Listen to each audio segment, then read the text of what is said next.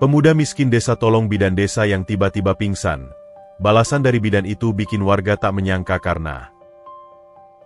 Halo sahabat, apa kabar semuanya? Sebelum masuk ke ceritanya, jangan lupa nyalakan subtitle dan subscribe terlebih dahulu ya. Matahari pagi baru saja mulai menyembul dari balik puncak Gunung Merbabu, menyinari dusun Sukamaju yang masih diselimuti kabut tipis. Di sebuah gubuk kayu sederhana di ujung desa, Arif sudah membuka mata, menyambut hari baru yang pasti akan diisi dengan kerja keras. Dinginnya lantai tanah langsung terasa saat ia menginjakkan kaki dari dipan bambu yang menjadi tempat tidurnya selama ini. Di usianya yang ke-26, pemuda yatim piatu ini sudah terbiasa dengan kesederhanaan hidup, meski tak pernah sekalipun ia mengeluh pada nasib. Ah, pagi lagi, gumamnya sambil meregangkan badan. Suara ayam jago berkokok saling bersahutan dari berbagai penjuru desa, seolah menjadi alarm alami bagi warga dusun. Setelah mengambil air wudhu dari sumur kecil di belakang gubuk, Arif berjalan ke dapur yang hanya berisi kompor minyak tanah dan beberapa perlengkapan masak seadanya. Tangannya yang berotot dengan telapak yang kasar, akibat bekerja keras mulai menyalakan api untuk memasak nasi seadanya. Sedikit lagi berasnya habis, bisiknya sambil melihat ke dalam wadah beras yang hampir kosong. Harus cari kerja lagi hari ini. Tiba-tiba, suara langkah kaki mendekat dari luar. Arif, sudah bangun? Teriak suara Pak Darmo, tetangga sebelah. Sudah, Pak. Silakan masuk, sahut Arif sambil membuka pintu yang terbuat dari anyaman bambu. Pak Darmo masuk dengan membawa beberapa buah mangga. Ini dari pohon depan rumahku. Kebetulan sedang berbuah lebat. Kau suka mangga, kan? Arif tersenyum hangat. Terima kasih, Pak. Silakan duduk sebentar. Tidak usah. Aku hanya mampir sebentar. Kebetulan, aku butuh bantuanmu hari ini. Mau tolong bantu memangkas pohon rambutan di belakang rumah? Sudah terlalu rimbun. Takut ada ular bersarang di sana. Tentu saja, Pak. Setelah sarapan, saya langsung ke rumah Bapak, jawab Arif antusias. Baik, nanti aku kasih upah seperti biasa. Oh iya, kemarin aku lihat kau membantu Bu Siti memperbaiki atap rumahnya. Kau memang pemuda baik, Arif. Jarang anak muda sepertimu yang mau membantu tanpa diminta. Arif hanya tersenyum malu. Saya hanya membantu sebisa saya, Pak. Bu Siti kan sudah tua sendiri. Anaknya semua merantau. Setelah Pak Darmo pergi, Arif melanjutkan sarapan sederhananya. Pikirannya melayang kepada kenangan masa kecil. Ia teringat bagaimana kedua orang tuanya meninggal karena sakit ketika ia masih remaja, meninggalkannya sendiri menghadapi kehidupan. Warisan yang ditinggalkan hanya gubuk ini dan sepetak sawah kecil yang hasilnya tak pernah cukup untuk hidup layak. Ya Allah, berikanlah aku kekuatan untuk melalui hari ini, bisiknya sambil menengadahkan tangan, berdoa seperti yang selalu dilakukannya setiap pagi. Setelah membersihkan diri dan mengenakan baju lusuh yang sudah sering ditambalnya, Arif berjalan keluar rumah. Di jalan desa yang masih sepi, ia bertemu dengan beberapa warga yang sudah mulai beraktivitas. Selamat pagi, Arif. Mau kemana pagi-pagi? Sapa Bu Marni yang sedang menyapu halaman rumahnya. Pagi, Bu. Mau ke kebun Pak Darmo, membantu memangkas pohon, jawab Arif ramah. Wah, kebetulan. Besok-besok kalau ada waktu, bisa tolong perbaiki pagar rumah saya? Sudah lapuk dimakan rayap. Bisa, Bu. Nanti saya lihat dulu kerusakannya. Sambil terus berjalan, Arif memperhatikan rumah-rumah warga yang mulai menunjukkan aktivitas pagi. Asap mengepul dari dapur-dapur, suara ibu-ibu memanggil anak-anak untuk berangkat sekolah, dan semangat baru yang terpancar dari wajah warga dusun. Meski hidup dalam kemiskinan, Arif selalu bersyukur masih bisa menjadi bagian dari komunitas ini. Di tengah perjalanan, pandangannya tertuju pada sebuah rumah bagus yang catnya masih baru, rumah tempat tinggal bidan Sekar, perempuan muda yang baru setahun bertugas di desa mereka. Entah mengapa, setiap kali melewati rumah itu, hatinya selalu berdebar-debar. Bukan karena ia tertarik secara khusus pada bidan desa itu, tapi lebih karena kagum pada dedikasinya. Ah, semoga ibu bidan sehat selalu, gumamnya dalam hati sambil melanjutkan langkah. Sesampainya di rumah Pak Darmo, Arif segera mengambil parang dan alat-alat lainnya. Dengan cekatan, ia mulai memanjat pohon rambutan yang sudah berbuah lebat. Dari ketinggian, ia bisa melihat seluruh pemandangan desa Sukamaju, sawah menghijau, rumah-rumah warga, dan jalan setapak yang membelah desa. "Hati-hati, Arif!" teriak Pak Darmo dari bawah. "Jangan khawatir, Pak. Saya sudah terbiasa," sahut Arif sambil terus memangkas dahan-dahan yang sudah terlalu rimbun. Sinar matahari pagi mulai terasa hangat di kulitnya. Butiran keringat mulai membasahi keningnya. Tapi senyumnya tak pernah pudar. Inilah kehidupan Arif. Sederhana, penuh kerja keras, namun dijalani dengan penuh syukur dan ketulusan. Sebuah kehidupan yang mungkin dipandang hina oleh sebagian orang, tapi baginya, inilah anugerah terindah yang diberikan Tuhan. Sementara Arif baru memulai harinya dengan penuh semangat, di ujung desa yang lain, Bidan Sekar sudah hampir menyelesaikan shift malamnya. Cahaya lampu minyak masih terlihat dari jendela kamar kerjanya yang sederhana, menerangi wajah lelah namun penuh kepuasan. Perempuan muda berusia 25 tahun itu baru saja menolong persalinan sulit yang berlangsung hampir sepanjang malam. "Dok, terima kasih banyak," ujar Sujati, ibu muda yang baru saja melahirkan anak pertamanya. Matanya berkaca-kaca memandangi bayi mungil yang sedang terlelap di pelukannya. "Saya tidak tahu apa yang akan terjadi tanpa bantuan ibu." Sekar tersenyum lemah sambil membersihkan alat-alat medisnya. "Ini tugas saya, Bu. Yang penting sekarang ibu dan bayi sehat."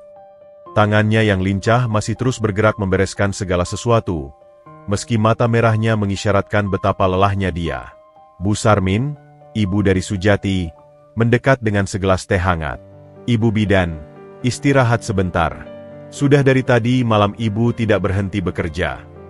Sekar menerima teh itu dengan senang hati. "Terima kasih, Bu. Memang ini persalinan yang cukup menantang. Tapi alhamdulillah semuanya berjalan lancar." "Kapan terakhir kali ibu tidur?" tanya Bu Sarmin dengan nada khawatir. Wajah ibu pucat sekali. Sekar menghela napas pendek. "Semalam dapat panggilan dari dusun sebelah. Ada ibu hamil yang kontraksi dini. Baru pulang subuh tadi, lalu langsung dapat kabar kalau Bu Sujati mau melahirkan." "Astaga, ibu harus lebih menjaga kesehatan," tegur Bu Sarmin. "Desa ini hanya punya satu bidan. Kalau ibu sakit, kami semua yang akan susah." Sekar hanya tersenyum sambil menyeruput teh hangatnya. "Saya masih muda, Bu. Tenaga masih banyak." Namun dalam hati, ia tahu tubuhnya mulai memberikan sinyal kelelahan. Kepalanya terasa berat dan kadang-kadang pandangannya sedikit berkunang-kunang. Setelah memastikan kondisi Sujati dan bayinya stabil, Sekar berjalan pulang menuju rumah dinasnya. Langkahnya agak tertatih-tatih, namun senyumnya tak pernah hilang. Di tengah perjalanan, ia bertemu dengan Pak Lurah yang sedang berjalan pagi. "Pagi, Ibu Bidan. Dari mana pagi-pagi sudah keliling?" sapa Pak Lurah. "Pagi, Pak Lurah. Baru dari rumah Bu Sujati, dia baru saja melahirkan anak laki-laki yang sehat," jawab Sekar dengan bangga. "Loh, bukannya baru kemarin ibu menolong persalinan di rumah Marni? Ibu tidak pernah berhenti bekerja ya?" Sekar mengangkat bahu. "Inilah panggilan saya, Pak. Dulu saya memilih kembali ke desa setelah lulus justru untuk bisa membantu seperti ini." Pak Lurah menggeleng-geleng kepala. "Ibu memang sangat berdedikasi. Tapi ingat, ibu juga manusia butuh istirahat. Kemarin saya dengar ibu sampai tidak hadir di acara arisan karena harus menolong persalinan mendadak." "Ya, memang begitulah hidup seorang bidan desa, Pak. Kita tidak pernah tahu karena ada panggilan darurat." Sekar menguap lebar tanpa bisa menahannya. "Maaf, Pak. Rasanya saya perlu tidur sebentar." "Pulanglah, Ibu. Istirahat yang cukup. Nanti siang ada pertemuan di balai desa. Tapi kalau ibu terlalu lelah, tidak usah datang." Sekar mengangguk lemas. "Saya usahakan hadir, Pak. Katanya mau membahas program kesehatan untuk ibu hamil, kan? Itu penting." Sesampainya di rumah dinasnya yang sederhana namun terawat rapi, Sekar hampir tidak bisa membuka pintu karena tangannya gemetar. Ketika akhirnya berhasil masuk, ia langsung bersandar di kursi kayu dekat pintu, mengambil napas dalam-dalam. "Sepertinya saya perlu benar-benar istirahat," bisiknya pada diri sendiri. Namun nasib berkata lain. Belum 5 menit ia duduk, terdengar ketukan pintu yang cukup keras. Ibu bidan, ibu bidan, tolong. Sekar membuka pintu dengan susah payah. Di depan pintu berdiri seorang pemuda dengan wajah panik. Ibu bidan, istri saya kontraksi. Katanya air ketubannya sudah pecah. Dengan mengumpulkan sisa tenaga, Sekar mengambil tas medisnya yang selalu siap. Tunggu sebentar, saya ikut. Tapi ibu, wajah ibu pucat sekali. Apakah ibu baik-baik saja? Tanya pemuda itu dengan nada khawatir. Saya baik-baik saja. Yang penting istri bapak sekarang. Mari kita cepat. Sekar mengikuti pemuda itu, sambil berharap tubuhnya mampu bertahan sedikit lebih lama.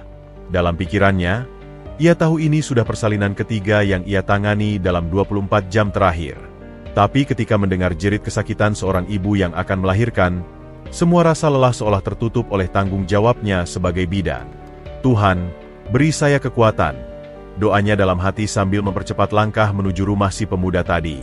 Di rumah yang dituju, suara tangis seorang wanita muda sudah terdengar dari luar. Sekar segera masuk dan menemukan seorang perempuan muda yang sedang bergumul dengan kontraksi. Tenang, Bu.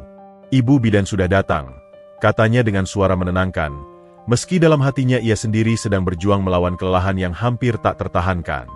Begitulah kehidupan Sekar sebagai bidan desa, dedikasi tanpa batas yang seringkali membuatnya lupa untuk merawat diri sendiri. Sebuah pilihan hidup yang dijalaninya dengan penuh cinta, meski harus membayarnya dengan pengorbanan yang tidak kecil. Matahari telah mencapai puncaknya, menyinari desa Sukamaju dengan terik yang menyengat. Arif baru saja menyelesaikan pekerjaannya memangkas pohon di rumah Pak Darmo. Keringat membasahi seluruh tubuhnya, membuat baju lusuhnya yang sudah berwarna pudar itu melekat erat di kulit. Terima kasih banyak, Arif, ujar Pak Darmo sambil menyodorkan selembar uang. Kau bekerja dengan sangat baik. Pohonnya jadi rapi dan tidak terlalu rimbun lagi. Arif menerima uang itu dengan kedua tangan, lalu menyimpannya di saku celananya. Terima kasih, Pak. Kalau ada pekerjaan lain, saya siap membantu. Baik, nanti kalau ada yang perlu, saya pasti memanggilmu. Sekarang istirahatlah dulu. Kelihatannya kepanasan sekali kau. Arif mengangguk sambil mengambil air wudhu untuk menyejukkan badan. Setelah berpamitan, ia berjalan pulang melewati jalan setapak yang familiar. Di tengah perjalanan, ia memutuskan untuk mampir ke warung Bu Siti membeli kebutuhan pokok. Siang, Bu. Sapa Arif pada Bu Siti yang sedang duduk di balai-balai warungnya. Siang, Arif. Dari mana saja kau? Kelihatan lelah sekali, tanya Bu Siti sambil memperhatikan keringat yang masih mengucur deras di wajah Arif. Baru membantu Pak Darmo memangkas pohon. Bu, saya mau beli beras sekilo dan minyak goreng 1 botol. Sementara itu, di rumah dinas bidan, Sekar baru saja kembali dari menolong persalinan ketiganya dalam 24 jam terakhir. Wajahnya pucat pasi, kakinya gemetar, dan kepalanya berdenyut-denyut hebat. Ia berusaha membuka pintu rumahnya, tetapi tangannya terguncang-guncang tidak karuan. Tolong, ada yang bisa bantu. Desisnya lemah sebelum akhirnya tubuhnya limbung dan jatuh tersungkur di teras rumah. Kebetulan saat itu, Ibu Marni yang sedang berjalan ke warung Bu Siti melihat kejadian itu. Astaga, Ibu Bidan! Ibu Bidan pingsan! Teriaknya panik. Teriakan Ibu Marni segera memancing perhatian warga yang kebetulan lewat. Dalam sekejap, sudah terkumpul beberapa orang di depan rumah Sekar. Apa yang terjadi? Tanya Pak Budi, tetangga sebelah rumah Sekar. Ibu Bidan pingsan. Saya lihat dia jatuh tiba-tiba, jawab Ibu Marni dengan suara bergetar. Sementara di warung, Arif sedang menerima belanjaannya dari Bu Siti ketika terdengar keriuhan dari arah rumah bidan. Ada apa itu? Tanya Bu Siti penasaran. Sepertinya dari arah rumah Ibu Bidan, kata Arif sambil berdiri untuk melihat ke arah kerumunan. Beberapa warga lain juga berdatangan, penasaran dengan keriuhan yang tiba-tiba terjadi. Suasana pun menjadi ramai dengan berbagai spekulasi. Katanya Ibu Bidan pingsan, teriak seorang anak muda yang berlari dari arah kerumunan. Arif segera meninggalkan barang belanjaannya di warung. Bu, tolong jaga barang saya sebentar. pinta Arif pada Bu Siti sebelum berlari menuju rumah Sekar. Sesampainya di sana, Arif melihat Sekar terbaring lemas di teras rumahnya. Beberapa wanita sedang berusaha membantu, sementara para lelaki hanya berdiri memandang dengan wajah bingung. "Kenapa tidak dibawa ke puskesmas?" tanya Arif pada kerumunan. "Kita sedang menunggu siapa yang mau mengangkat," jawab seorang pemuda. "Lagi pula, mungkin dia cuma kecapean saja. Sebentar juga pasti sadar sendiri." Arif segera menerobos kerumunan dan berlutut di samping Sekar. Ia memperhatikan wajah bidan desa itu yang pucat sekali. Napasnya terengah-engah, dan keringat dingin membasahi seluruh tubuhnya.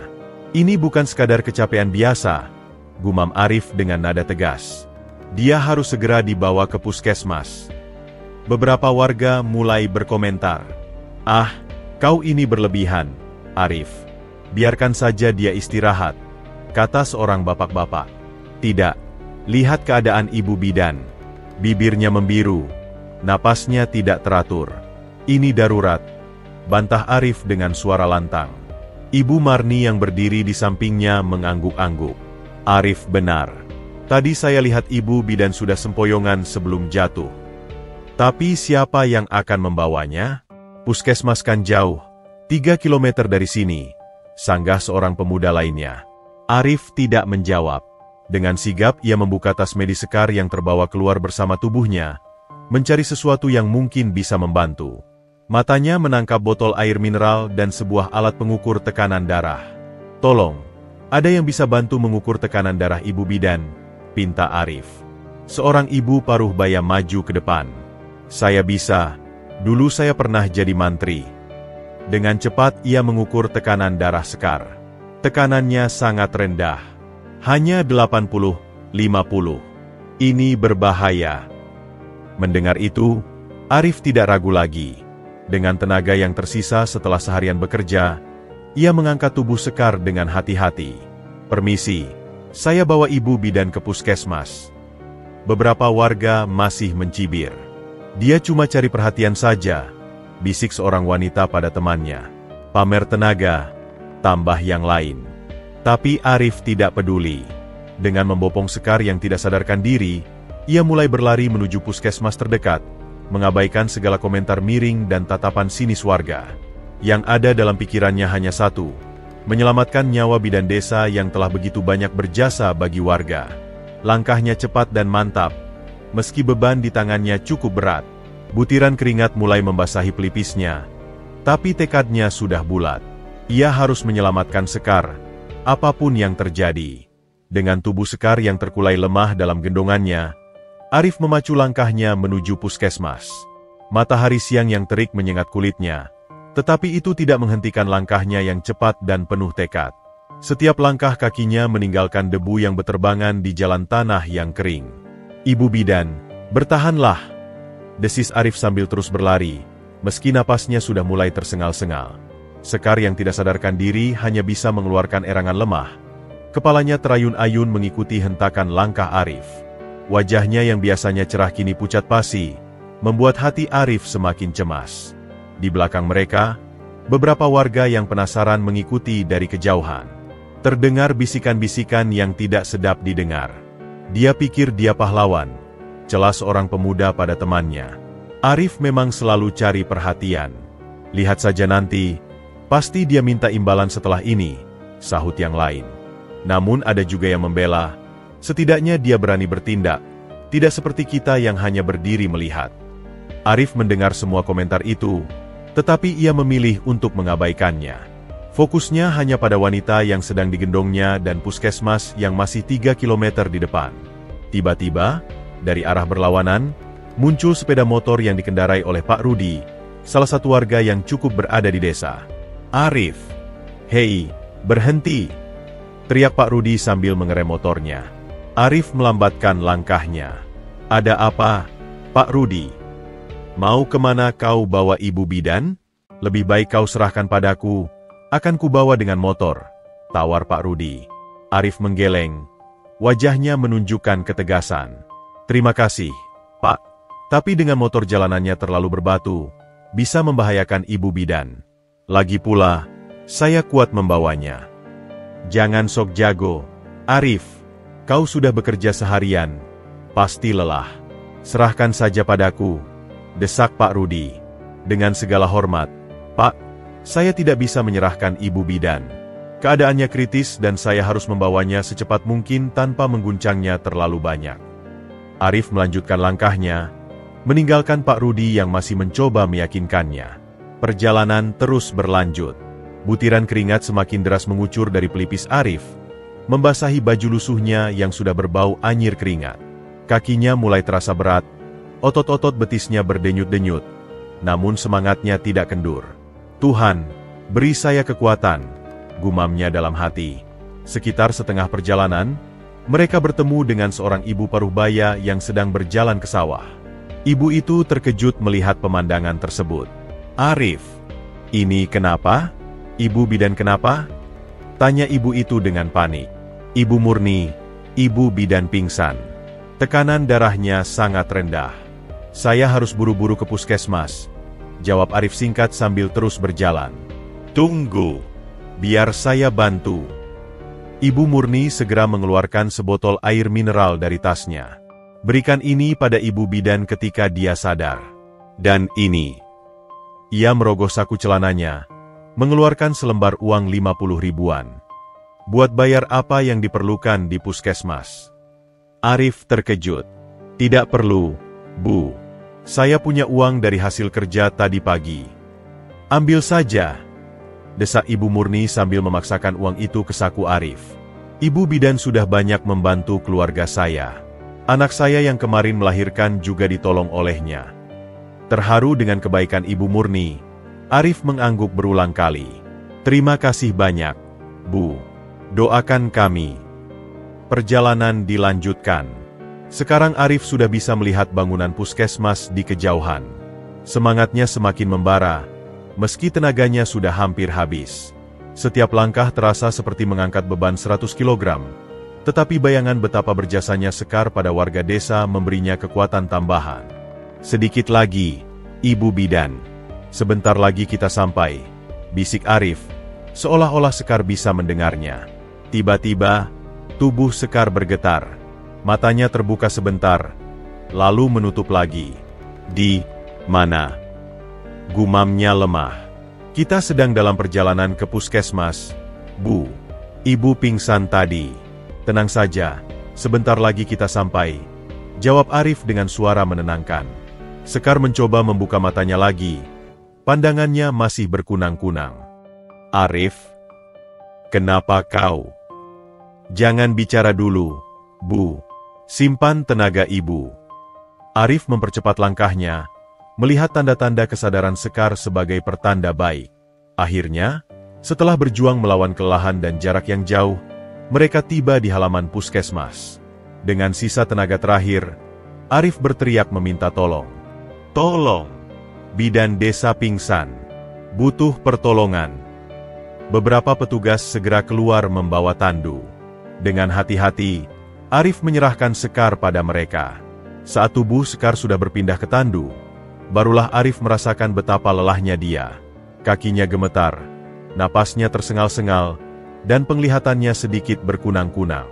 Siapa yang membawanya kemari? Tanya seorang perawat.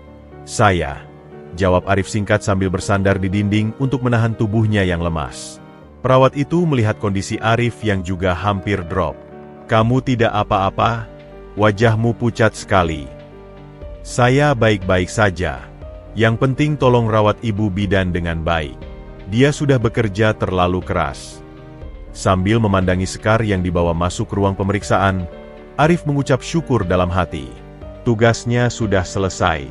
Sekarang tinggal menunggu dan berdoa agar bidan desa yang baik hati itu segera pulih. Setelah petugas puskesmas membawa Sekar masuk ke dalam, Arif terpaksa duduk di bangku panjang di teras. Badannya gemetar hebat akibat kelelahan. Kaki-kakinya bagai dijejali ratusan jarum. Otot paha dan betisnya berdenyut-denyut dalam protes. Napasnya masih tersengal-sengal ketika seorang perawat mendekatinya dengan segelas air. Minum dulu, kamu kelihatan kelelahan, ujar perawat itu dengan wajah penuh perhatian. Arif menerima gelas itu dengan tangan gemetar. Terima kasih, Bu. Bagaimana keadaan Ibu Bidan? Sedang diperiksa dokter. Kamu dari desa Sukamaju ya? Itu jaraknya cukup jauh. Kamu membopongnya sepanjang jalan, tanya perawat itu takjub. Arif hanya mengangguk sambil meneguk air putih yang terasa begitu nikmat di tenggorokannya yang kering. Iya, Bu. Tidak ada pilihan lain. Tak lama kemudian, seorang dokter muda keluar dari ruang pemeriksaan. Wajahnya tampak serius. Pasien mengalami dehidrasi parah dan kelelahan ekstrim. Tekanan darahnya sangat rendah. Kami harus memberikan infus dan istirahat total. Siapa yang mengantarnya? Arif segera berdiri, meski sedikit limbung. Saya, Dok. Dokter itu memandang Arif dari ujung kepala sampai kaki, memperhatikan baju yang basah oleh keringat dan debu yang menempel di seluruh tubuhnya. Kamu keluarganya? Bukan, Dok. Saya hanya warga biasa. Ibu bidan pingsan di teras rumahnya, dan tidak ada yang mau mengantarnya ke puskesmas. Jawab Arif polos. Dokter menghela napas. Sedih sekali mendengarnya. Padahal dia sudah bekerja terlalu keras. Kemarin saja dia menelepon saya konsultasi tentang 3 pasien yang ditanganinya. Sudah seminggu ini dia praktis tidak pernah beristirahat dengan benar. Perawat yang tadi menambahkan, dia pahlawan bagi warga desa sana, Dok. Tapi sayang, seperti pahlawan pada umumnya, dia lupa merawat diri sendiri. Baik, kami akan merawatnya di sini. Kemungkinan harus dirawat inap sampai kondisi stabil. Kamu bisa pulang dulu, kata dokter pada Arif. Tapi Arif menggeleng. Boleh saya menunggu sampai ibu bidan sadar, Dok? Saya ingin memastikan dia baik-baik saja. Dokter itu tersenyum tipis. Silakan. Tapi kamu juga kelihatan perlu istirahat. Arif duduk kembali di bangku panjang. Matanya tak lepas dari pintu ruang perawatan. Beberapa menit kemudian, seorang petugas administrasi menghampirinya. Kamu perlu mengisi formulir untuk pendaftaran rawat inap. Apa kamu tahu nomor keluarga yang bisa dihubungi? Arif menggelap. Saya tidak tahu, Bu. Ibu bidan sendiri yang biasanya mengurus hal-hal seperti ini. Petugas itu menghela napas. Ya sudah, nanti kami urus belakangan. Yang penting dia segera dirawat. Sekitar setengah jam kemudian, seorang perawat keluar dengan wajah lega. Pasien sudah sadar dan kondisi mulai stabil. Dia mau bertemu dengan orang yang mengantarnya. Arif segera berdiri dan mengikuti perawat masuk ke ruang perawatan. Sekar terbaring di tempat tidur dengan selang infus di tangannya. Wajahnya masih pucat, tapi sudah terlihat lebih segar dibandingkan saat pingsan tadi. Begitu melihat Arif, matanya membesar. Arif, kamu yang mengantarku ke sini? Arif hanya mengangguk malu-malu. Iya, Bu. Kebetulan saya lewat saat ibu pingsan. Sekar mengulurkan tangannya, memegang lengan Arif yang masih berdebu. Terima kasih. Terima kasih banyak. Kau menyelamatkan nyawaku. Suaranya parau namun penuh emosi. Sama-sama, Bu. Ibu juga sudah banyak menolong warga desa kita. Ini sudah seharusnya, jawab Arif rendah hati. Dari mana kau membawaku? Saya hanya ingat mau membuka pintu rumah. Lalu semuanya gelap. Saya membopong ibu dari rumah sampai ke sini. Jalan kaki, jawab Arif sederhana. Sekar terkesima. 3 kilometer? Dengan berjalan kaki? Astaga, pasti sangat melelahkan. Tidak apa-apa, Bu. Yang penting ibu selamat. Dokter yang tadi datang menghampiri. Ibu bidan, kamu harus istirahat total minimal 3 hari. Tubuhmu sudah mengalami kelelahan yang sangat parah. Kalau dipaksakan, bisa kolaps lagi. Sekar mengerutkan kening. Tapi besok ada jadwal pemeriksaan kehamilan ibu-ibu di balai desa. Sudah, biar kami yang mengatur. Kesehatanmu juga penting, potong dokter dengan tegas. Kalau tidak ada bidan yang sehat, siapa yang akan merawat ibu-ibu hamil? Sekar akhirnya mengangguk pasrah. Ia memandang Arif yang masih berdiri dengan wajah penuh kekhawatiran. Arif, pulanglah istirahat. Kau pasti sangat lelah. Terima kasih sekali lagi. Saya tidak akan melupakan kebaikanmu ini. Arif mengangguk. Baik, Bu. Semoga ibu cepat sembuh. Saat Arif berbalik untuk pergi, Sekar memanggilnya lagi. Arif, tunggu sebentar. Dari meja samping tempat tidur, ia mengambil dompetnya dan mengeluarkan selembar uang. Ini untuk ongkos pulang dan bayar. Arif segera menggeleng, wajahnya serius. Tidak perlu, Bu. Saya punya uang. Uang ibu simpan saja untuk biaya berobat. Tapi... Tidak usah tapi, Bu. Saya melakukan ini karena itu hal yang benar, bukan untuk imbalan. Arif tersenyum hangat. Selamat beristirahat, Bu Bidan. Dengan langkah gontai namun penuh kepuasan batin, Arif meninggalkan puskesmas. Hari sudah sore ketika ia mulai berjalan pulang. Tubuhnya masih letih namun hatinya merasa tenang. Ia telah melakukan apa yang harus dilakukan, menolong sesama tanpa pamrih. Di sanalah letak kebahagiaan sejati yang tidak bisa diukur dengan materi. Matahari sore mulai condong ke barat ketika Arif memulai perjalanan pulang dari puskesmas. Langkahnya terasa berat, setiap otot di tubuhnya berteriak dalam kelelahan. Debu jalanan mengepul di sekitar kakinya yang hanya bersandal jepit. Namun semua rasa tidak nyaman itu tenggelam oleh kepuasan batin yang dalam. Alhamdulillah, Ibu Bidan sudah sadar, gumamnya sendiri sambil berjalan. Senyum tipis mengembang di wajahnya yang berdebu. Sesampainya di pertigaan menuju desa, ia bertemu dengan beberapa pemuda yang sedang nongkrong di warung kopi. Melihat Arif yang kuyup oleh keringat dan penuh debu, mereka segera menyapanya. Hei Arif, dari mana saja kau? Kelihatan seperti habis perang. Sapa salah satu pemuda bernama Jono. Arif berhenti sejenak, mengusap keringat di dahinya. Dari puskesmas. Mengantar Ibu Bidan tadi. Wajah Jono dan teman-temannya langsung berubah penasaran. Cerita dong, bagaimana keadaannya? Benarkan dia pingsan karena kecapean? Arif menghela napas. Iya, tekanan darahnya turun drastis. Dokter bilang dia harus istirahat total 3 hari. Loh, terus siapa yang akan nolongin istriku yang mau melahirkan minggu depan? Tanya Jono dengan nada cemas. Masih ada bidan dari desa sebelah kalau darurat. Jawab Arif tenang. Yang penting Ibu Bidan sembuh dulu. Salah satu pemuda lainnya, Rudi, menyeringai. Katanya tadi kau bawa dia dengan digendong sepanjang jalan? Wah, pasti enak ya dekat-dekat sama perempuan cantik. Arif langsung mengerutkan kening. Wajahnya menunjukkan ketidaksetujuan. Jangan bicara seperti itu, Ruth. Ibu Bidan sedang dalam keadaan darurat. Yang saya pikirkan hanya menyelamatkan nyawanya. Rudi tertawa mengejek. Basa-basi lo.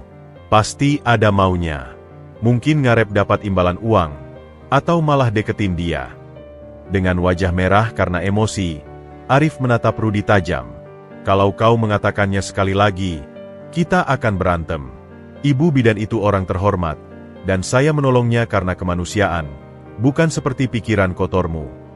Melihati Arif yang serius, Rudi langsung mengangkat tangan. Santai, bro, bercanda saja.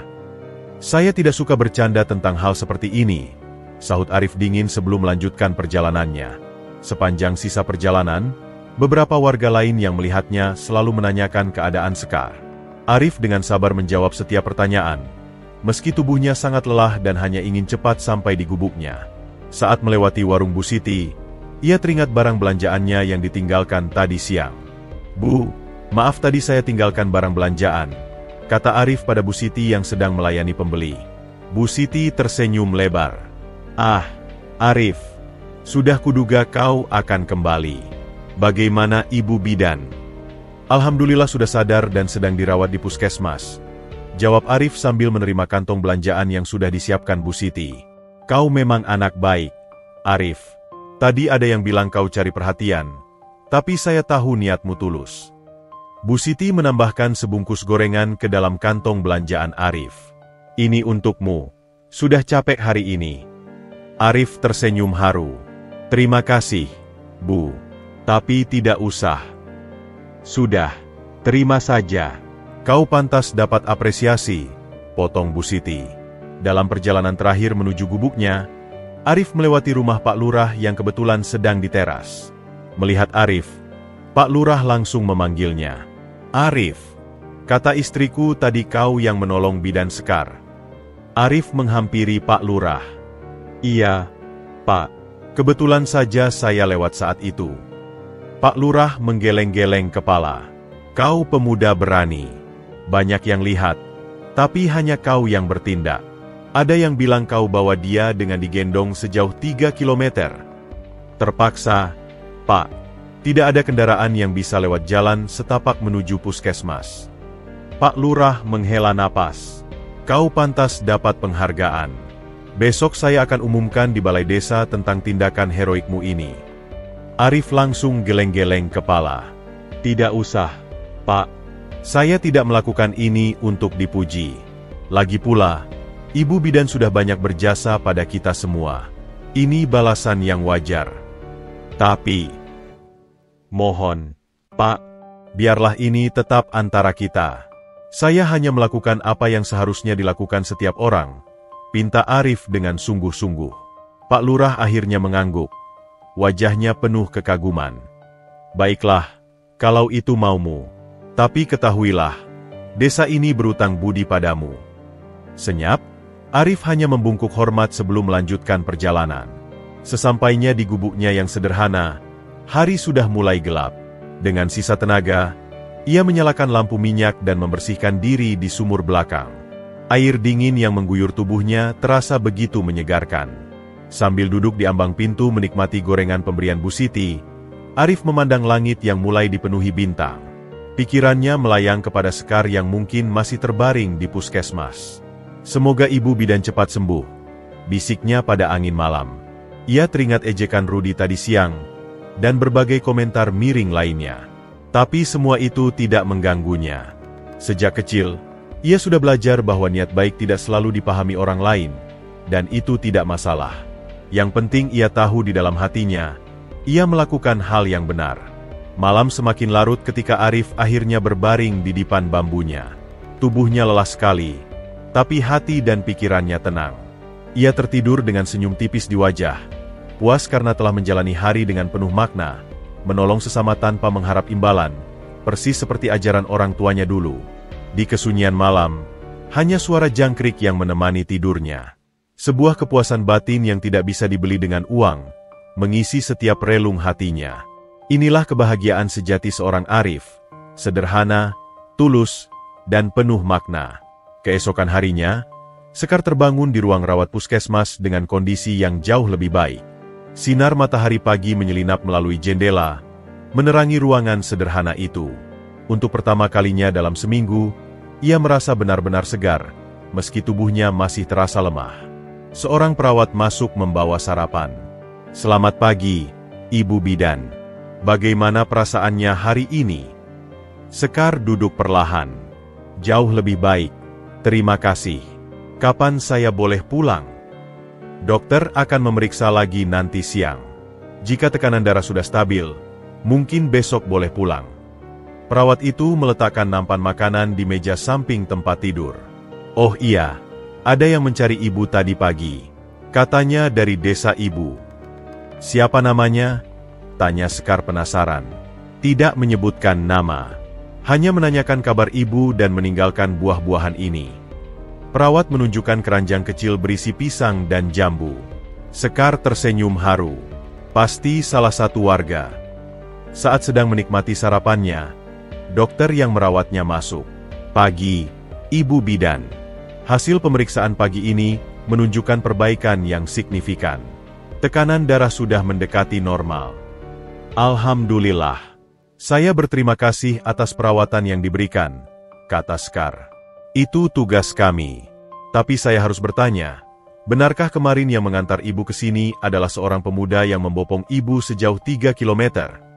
Wajah Sekar berbinar. Ya, dokter. Namanya Arif. Dia warga desa kami. Saya sangat berhutang budi padanya. Dokter mengangguk-angguk sambil melihat chart medis. Luar biasa. Dengan kondisi ibu yang saat itu, tindakan cepatnya sangat menentukan. Dia menyelamatkan ibu dari risiko yang lebih serius. Percakapan mereka terhenti ketika seorang petugas administrasi masuk. Ibu Bidan, kami perlu data untuk administrasi rawat inap. Apakah ada keluarga yang bisa dihubungi? Tidak perlu khawatir, saya akan bayar semua biayanya sendiri, jawab Sekar. Bukan itu maksudnya. Tadi pagi ada warga yang mau membayar biaya pengobatan ibu, tapi tidak mau menyebutkan namanya. Sekar terkejut. Seperti apa orangnya? Pria muda, berpakaian sederhana, kulit agak gelap karena sering kerja di ladang. Dia hanya bilang dari desa ibu dan menyuruh kami memberikan ini. Petugas itu mengulurkan selembar uang 50 ribuan yang sudah agak lusuh. Jantung Sekar berdebar kencang.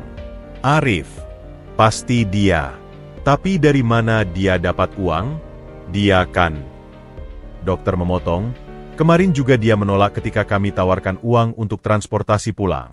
Katanya melakukan itu tanpa pamrih. Air mata membasahi mata Sekar. Saya harus menemui dan berterima kasih padanya secara layak. Setelah diperbolehkan bangun dan berjalan-jalan sebentar, Sekar memutuskan untuk mencari informasi tentang Arif pada setiap warga yang menjenguknya. Kebetulan, siang itu Ibu Marni datang membawakan makanan. Ibu Marni. Tepat sekali ibu datang, sambut Sekar. Ibu bidan, syukur sudah segar kembali. Kami semua di desa khawatir, kata Ibu Marni sambil memeluk Sekar. Ibu, saya ingin bertanya tentang pemuda yang menolong saya kemarin. Arif, namanya ya? Ibu Marni mengangguk. Iya, Arif. Dia pemuda yatim piatu yang tinggal di gubuk kayu di ujung desa. Hidupnya sederhana sekali, tapi hati emas. Ceritakan lebih banyak tentang dia, Bu. Dia anak baik, ibu bidan. Sering menolong warga tanpa minta bayaran. Meski miskin, tidak pernah meminta-minta. Kadang saya kasihan melihatnya, makanya sering saya beri makanan. Ibu Marni menghela napas. Kemarin waktu ibu pingsan, dialah satu-satunya yang berani bertindak. Yang lain hanya melihat, bahkan ada yang mengejeknya. Sekar terkesima. Mengejek? Kenapa? Ah, katanya Arif cari perhatian atau mau pamer. Tapi saya tahu, niatnya tulus. Tak lama kemudian, Bu Siti juga datang menjenguk. Dari Bu Siti, Sekar mendapat cerita lebih lengkap. Waktu itu Arif sedang belanja di warung saya, cerita Bu Siti. Dengar keributan, dia langsung lari meninggalkan barang belanjaannya. Sorenya baru kembali, dengan wajah lelah sekali. Saya kasih dia gorengan, tapi dia malah malu-malu. Katanya tadi pagi ada yang membayar biaya pengobatan saya. Apakah ibu tahu siapa? Tanya Sekar. Bu Siti menggeleng. Tapi kemarin saya lihat Arif dapat upah dari Pak Darmo. Mungkin dia gunakan uang itu untuk ibu. Sekar semakin terharu. Di mana saya bisa menemukannya? Biasanya dia kerja serabutan.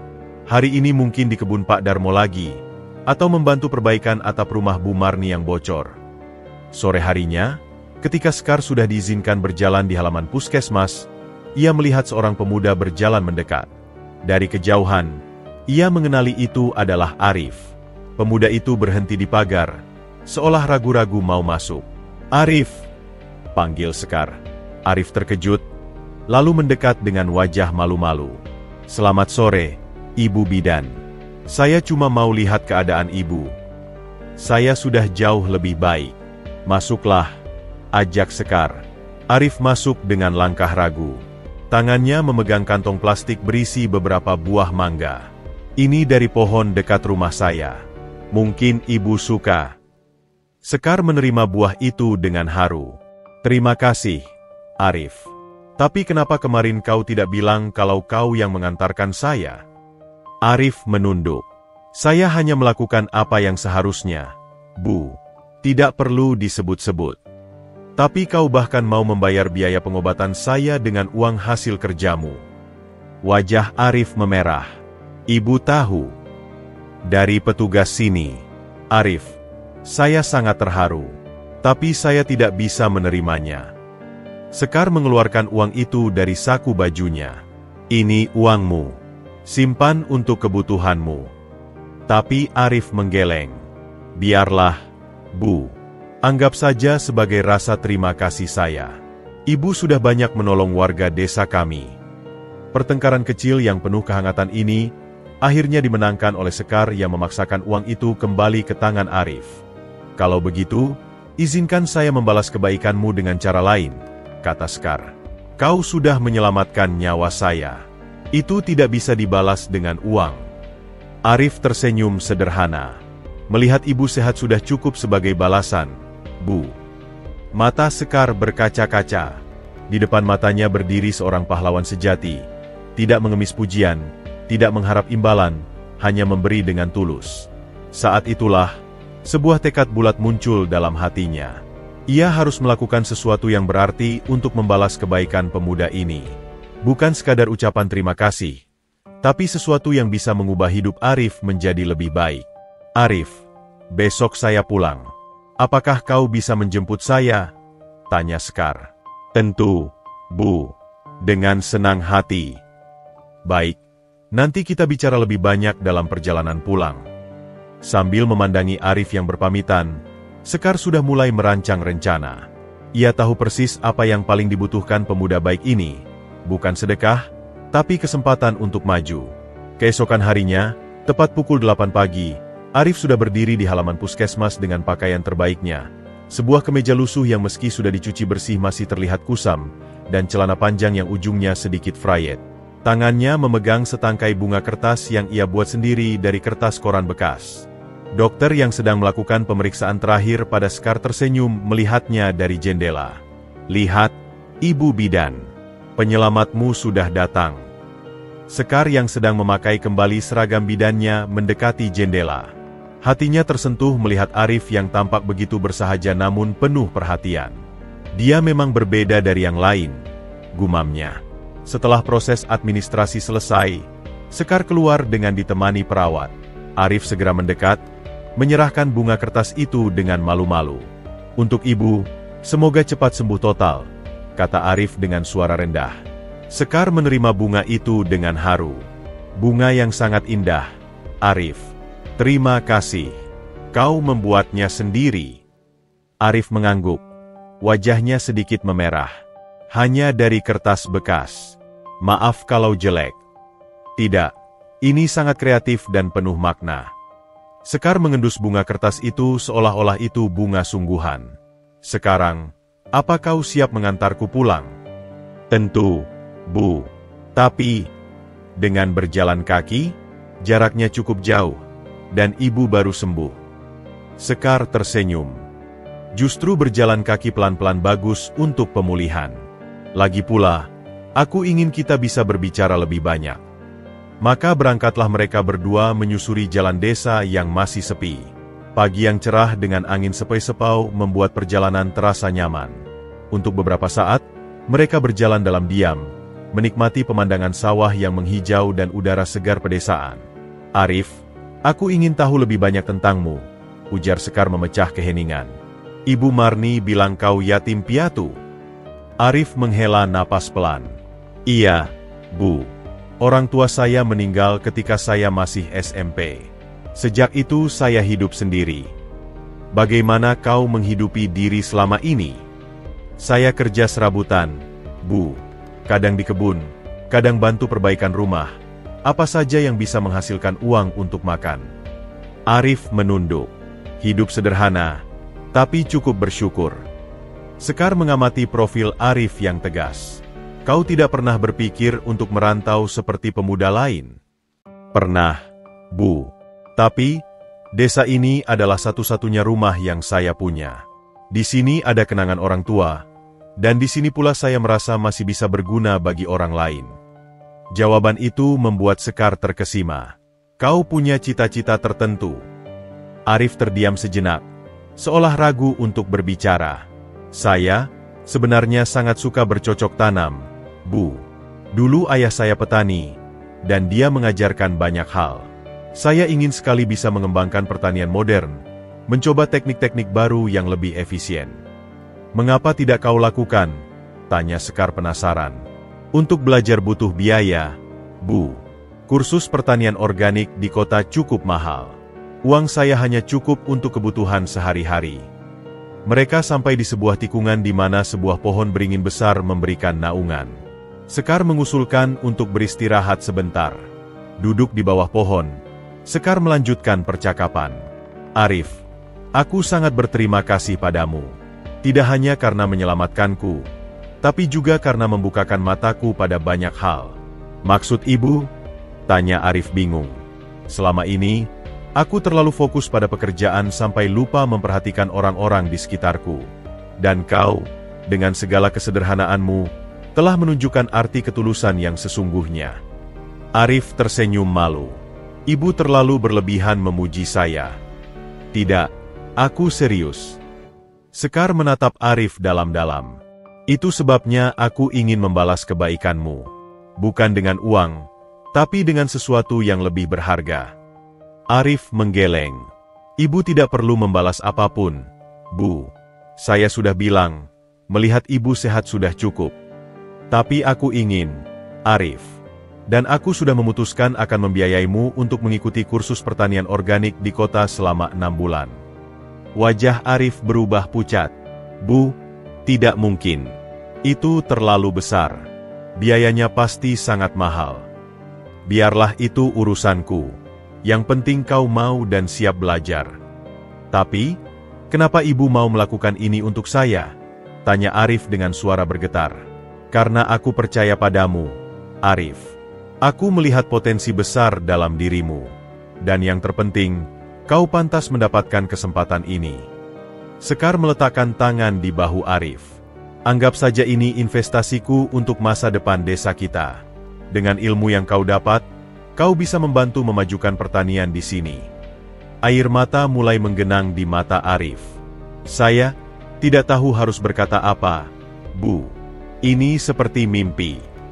Kau tidak perlu menjawab sekarang. Pikirkan dulu baik-baik. Besok kau bisa datang ke rumahku, dan kita bicarakan detailnya. Mereka melanjutkan perjalanan dengan suasana hati yang berbeda. Arif seperti berjalan di awan, sementara Sekar merasa lega bisa memberikan sesuatu yang berarti.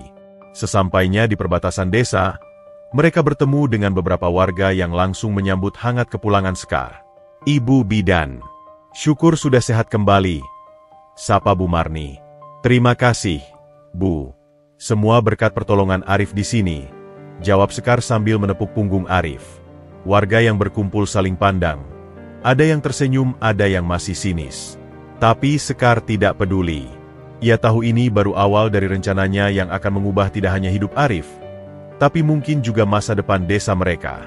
Saat berpisah di depan rumah Sekar, Arif masih tampak tidak percaya. Ibu, apakah ini tidak merepotkan ibu? Sama sekali tidak, Arif. Justru ini akan menjadi salah satu keputusan terbaik dalam hidupku. Sekar tersenyum hangat. Ingat, besok datang ke rumahku jam 9 pagi. Kita akan bicara serius.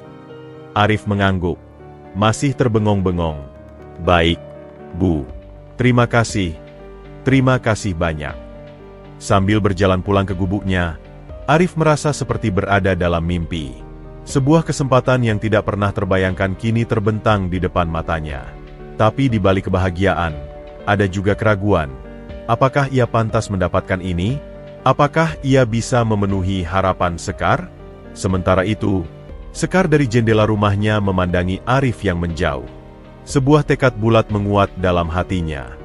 Ia akan melakukan apapun untuk memberikan kesempatan ini pada Arif, meski tahu akan ada tentangan dari berbagai pihak. Sore itu, setelah Arif berpamitan, Sekar memutuskan untuk menelepon orang tuanya di kota. Dengan jantung berdebar, ia mendengar dering telepon yang sepertinya tak kunjung diangkat. Halo? Sekar, sayang? Suara ibunya, Nyonya Ratna, akhirnya terdengar di seberang garis. Ibu, ini Sekar. Bagaimana kabar ibu dan ayah? Kami baik-baik saja, Nak. Tapi suaramu terdengar aneh. Ada apa? Tanya Nyonya Ratna dengan nada waspada. Sekar menarik napas dalam. Ibu, aku ingin berbicara tentang sesuatu yang penting. Kemarin aku mengalami kecelakaan kecil. Kecelakaan? Astaga! Apa yang terjadi? Kenapa tidak beritahu kami lebih cepat? Potong Nyonya Ratna dengan panik. Tenang, Bu. Aku sudah baik-baik saja sekarang. Aku pingsan karena kelelahan. Tapi ada seorang pemuda yang menolongku. Sebelum Sekar menyelesaikan kalimatnya, ibunya sudah menyela. Pemuda? Pemuda seperti apa? Jangan-jangan dia memanfaatkan situasimu. Tidak, Bu. Justru sebaliknya. Sekar mencoba menenangkan ibunya. Dia menyelamatkanku. Membawaku ke puskesmas dengan menggendongku sejauh 3 kilometer. Dia minta imbalan? Berapa dia minta? Ibu akan kirim uangnya. Sahut Nyonya Ratna cepat. Sekar menghela napas. Itulah masalahnya, Bu. Dia tidak minta apa-apa. Bahkan menolak ketika aku tawarkan uang. Lalu apa maumu? Kenapa kau ceritakan ini pada ibu? Karena aku ingin membalas kebaikannya. Aku berencana membiayai kursus pertanian untuknya selama 6 bulan di kota. Suara di seberang telepon mendadak hening. Lalu disusul oleh teriakan Nyonya Ratna. Apa? Gila kau, Sekar. Memberi uang begitu saja pada orang tidak dikenal. Bu, dia bukan orang tidak dikenal. Namanya Arif. Dia warga desa sini. Arif? Itu anak miskin yang yatim piatu itu? Sekar, kau sudah keterlaluan. Dia pasti punya maksud tertentu menolongmu. Sekar mulai kesal. Ibu, tidak semua orang punya niat jahat. Arif pemuda yang baik dan tulus. Baik? Tulus? Dengar, Nak, ibu sudah lama hidup. Laki-laki seperti dia biasanya hanya mencari peluang. Mungkin dia mengincar hartamu, atau lebih buruk lagi, mengincarmu. Ibu. Sekar nyaris berteriak. Arif bahkan tidak tahu latar belakang keluarga kita. Dia hanya melakukan apa yang seharusnya dilakukan setiap manusia, menolong sesama yang membutuhkan. Perdebatan mereka terhenti ketika suara ayah Sekar, Tono, mengambil alih telepon. Sekar, ini ayah. Ceritakan pada ayah apa yang sebenarnya terjadi. Dengan suara bergetar, Sekar menceritakan seluruh kejadian dari awal sampai rencananya untuk membiayai pendidikan Arif. Setelah mendengar panjang lebar, Tono berbicara dengan suara tenang namun tegas. Nak, ayah mengerti niat baikmu. Tapi ibu juga punya alasan untuk khawatir. Kau sendiri bilang baru kenal pemuda ini. Apa kau yakin dengan keputusannya? Ayah, ini bukan keputusan gegabah. Aku sudah bertanya pada warga tentang dia. Semua bilang Arif anak yang baik dan pekerja keras. Tapi membiayai kursus selama 6 bulan? Itu tidak murah. Nak, uang itu bisa kau gunakan untuk kebutuhanmu sendiri, atau ditabung untuk masa depanmu. Sekar mulai frustasi. Ayah, kita bukan keluarga miskin. Biaya kursus itu tidak akan membuat kita bangkrut. Tapi bagi Arif, ini bisa mengubah seluruh hidupnya. Kau terlalu dramatis, Sekar. Suara Nyonya Ratna kembali di latar belakang. Dia cuma anak desa miskin. Setelah kursus pun belum tentu bisa sukses. Ibu, itu sikap yang sangat elitis dan tidak adil. Tangis Sekar. Setiap orang berhak mendapat kesempatan. Lagi pula, ini bukan sekadar tentang Arif. Dengan ilmunya nanti, dia bisa membantu memajukan pertanian di desa ini. Ini investasi untuk kemajuan bersama. Tono mencoba menengahi. Baik. Mari kita tenang dulu. Sekar, bagaimana kalau kau beri dia uang saja sebagai terima kasih? Tidak perlu sampai membiayai kursus. Tidak, ayah. Aku sudah menawarkan uang dan dia menolak. Dia bilang melakukan itu tanpa pamrih. Memberinya uang justru akan menghina niat baiknya. Lalu kenapa harus kursus pertanian? Kenapa tidak hal lain? Tanya Tono. Karena itulah impiannya. Ayah, dan itu sesuai dengan potensi desa kita. Bayangkan, dengan ilmu pertanian modern, dia bisa. Sudah, Sekar. Nyonya Ratna memotong dengan keras. Ibu tidak setuju. Ibu melarang kau melakukan hal bodoh itu. Itu uang tabunganmu sendiri. Tapi tetap saja ibu tidak bisa membiarkan kau dibodohi seperti ini. Air mata mulai mengalir di pipi Sekar. Ibu tidak mengerti. Ibu bahkan belum pernah bertemu Arif. Sudah menghakiminya seperti itu. Kau yang tidak mengerti, nak, dunia ini kejam. Banyak orang yang berpura-pura baik untuk mendapatkan sesuatu. Ibu tidak mau anak ibu menjadi korban penipuan. Sekar menarik napas panjang, mencoba menenangkan diri. Baik, ibu, ayah, aku mengerti kekhawatiran kalian. Tapi ini hidupku, dan ini keputusanku. Aku akan melakukan ini dengan atau tanpa restu kalian. Sekar, teriak Nyonya Ratna. Maaf, ibu, ayah, aku harus pergi.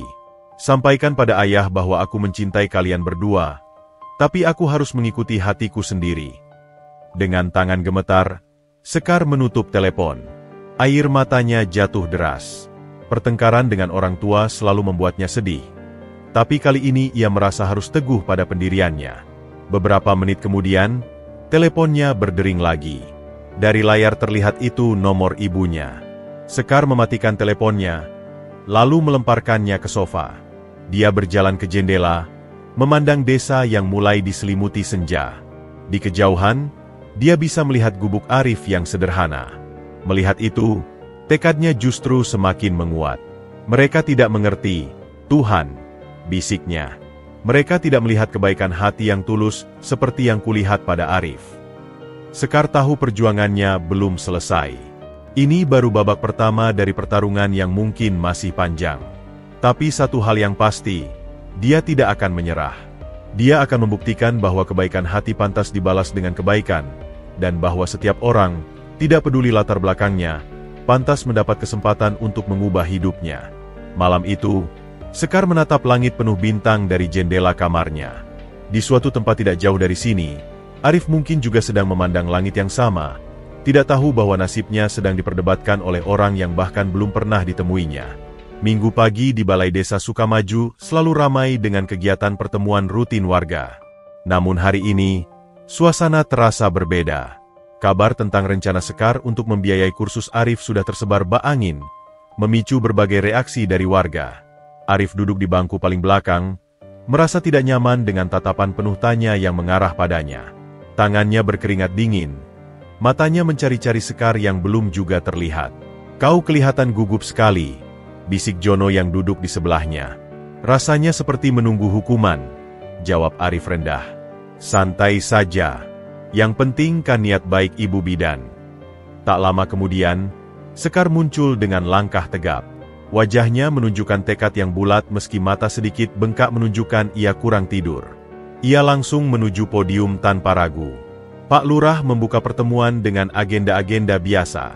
Tapi semua orang bisa merasakan ketegangan di udara. Mereka menunggu-nunggu kapan Sekar akan berbicara.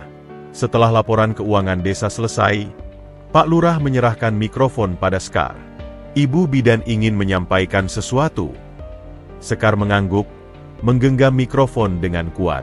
Terima kasih, Pak Lurah. Saudara-saudara sekalian, seperti yang mungkin sudah banyak yang tahu, beberapa hari lalu saya mengalami musibah dan pingsan di rumah. Suasana hening, semua mata tertuju padanya. Pada saat kritis itu, ketika semua orang bingung, ada satu orang yang dengan berani dan sigap menolong saya. Sekar berhenti sejenak, matanya menyapu seluruh hadirin. Dia adalah Arif. Desis dan bisikan langsung memenuhi balai desa. Banyak yang sudah menduga, tapi mendengar pengakuan langsung dari Sekar tetap mengejutkan. Dia tidak hanya menolong dengan cepat, tapi juga menolak setiap bentuk imbalan yang saya tawarkan. Suara Sekar mulai bergetar penuh emosi. Bahkan, dia menggunakan uang hasil kerjanya untuk membayar sebagian biaya pengobatan saya. Lebih banyak lagi bisikan terdengar. Beberapa wanita menyeka mata, tersentuh oleh cerita itu.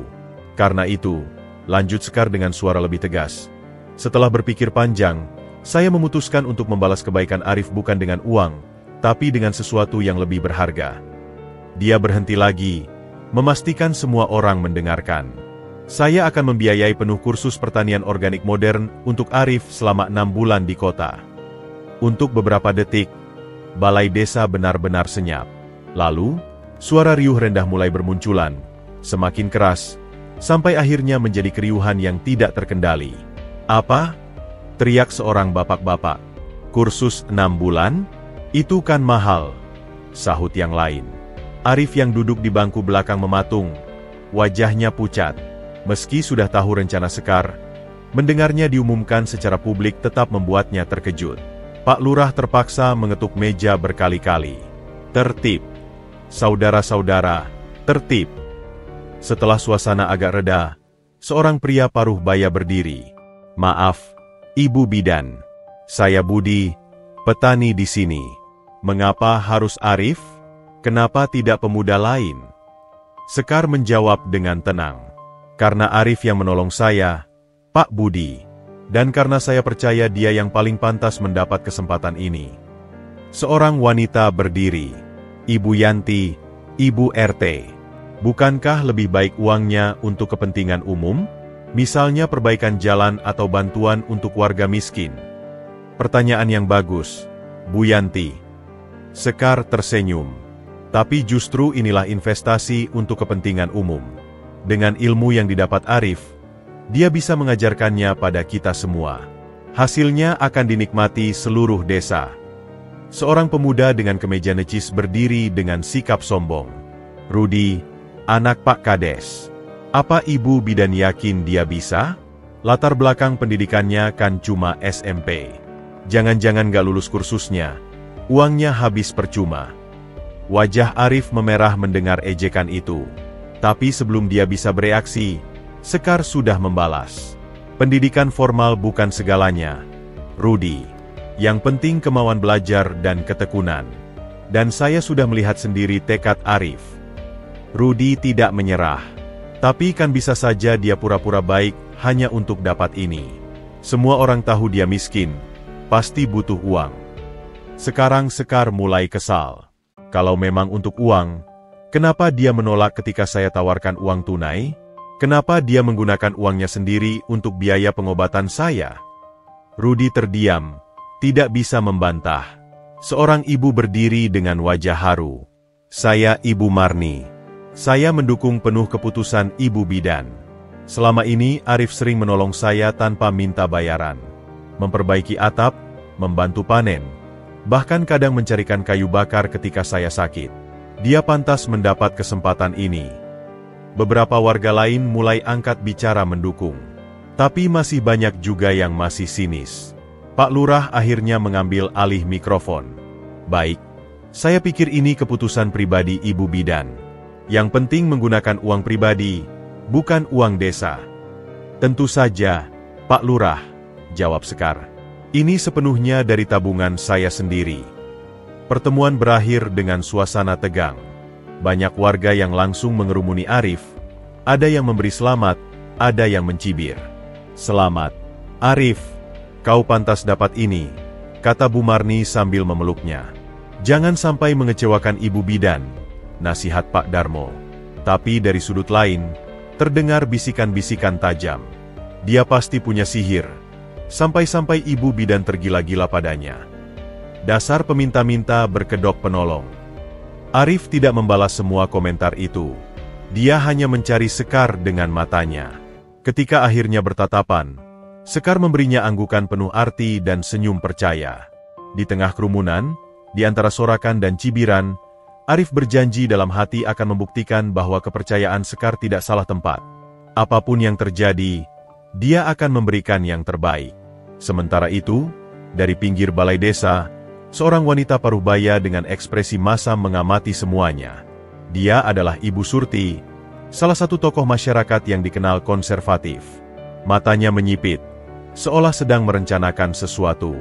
Pertempuran memang belum usai. Ini baru babak pertama dari drama yang akan mengubah hidup banyak orang di Desa Sukamaju. Esok harinya, Desa Sukamaju bagai sarang lebah yang baru diusik. Di setiap sudut, dari warung kopi hingga sumur umum, pembicaraan hanya berputar pada satu topik, rencana Sekar membiayai kursus Arif. Di warung Bu Siti, sekelompok ibu-ibu berkumpul dengan wajah-wajah penuh gosip. Sudah kuduga dari dulu Arif itu licik, celetuk Ibu Surti sambil mencicipi kopinya. Lihat saja, diam-diam tapi berhasil membius bidan Sekar. Ibu Marni yang kebetulan mendengar langsung membela. Jangan bicara sembarangan, Sur. Arif anak baik. Kemarin anakku melahirkan, Dia yang membantu suamiku mencari kayu bakar ketika hujan. Ah, itu semua akal-akalannya saja, sanggah Ibu Surti. Dia tahu bidan Sekar dari keluarga mampu, makanya dicari perhatian. Sementara itu, di Balai Kerja Bakti, para pemuda juga tak kalah ramai memperbincangkan hal ini. Dasar Arif, sok suci, hardik Rudi pada teman-temannya. Kalian lihat kemarin? Dia pura-pura malu-malu di depan umum, padahal dalam semua ini, Jono yang sedang memperbaiki pagar balai desa mencoba menengahi. Sudahlah, Ruth. Mungkin memang niatnya tulus. Lagi pula kan dia yang menolong ibu bidan ketika kita semua cuma bisa melihat. Tolong-menolong? Itu cuma kedok. Rudi melempar palu yang dipegangnya. Dia tahu bidan Sekar cantik dan kaya, makanya dicari-cari kesempatan. Sekarang dapat tuh, kursus gratis plus deketin perempuan cantik. Di tempat lain, Arif yang sedang membantu memperbaiki atap rumah Bu Marni bisa mendengar jelas semua ocehan dari bawah. Tangannya gemetar memegang palu, tapi diingatkannya lagi janji pada diri sendiri untuk tidak terpancing. Dengar-dengar, katanya bidan Sekar sudah telepon orang tuanya di kota, dan mereka tidak setuju, bisik seorang wanita pada temannya. Wajar saja. Siapa yang mau anak perempuannya dekat dengan pemuda miskin seperti Arif? Jawab yang lain. Bu Marni yang sedang membantu Arif di bawah memandangnya dengan iba. Jangan dengarkan mereka, Arif. Mereka hanya iri. Arif menghela napas. Kenapa mereka bisa berpikiran sejelek itu? Bu, saya tidak pernah berniat buruk pada siapapun. Di dunia ini, selalu ada yang tidak suka melihat orang lain dapat kebaikan, jawab Bu Marni bijak.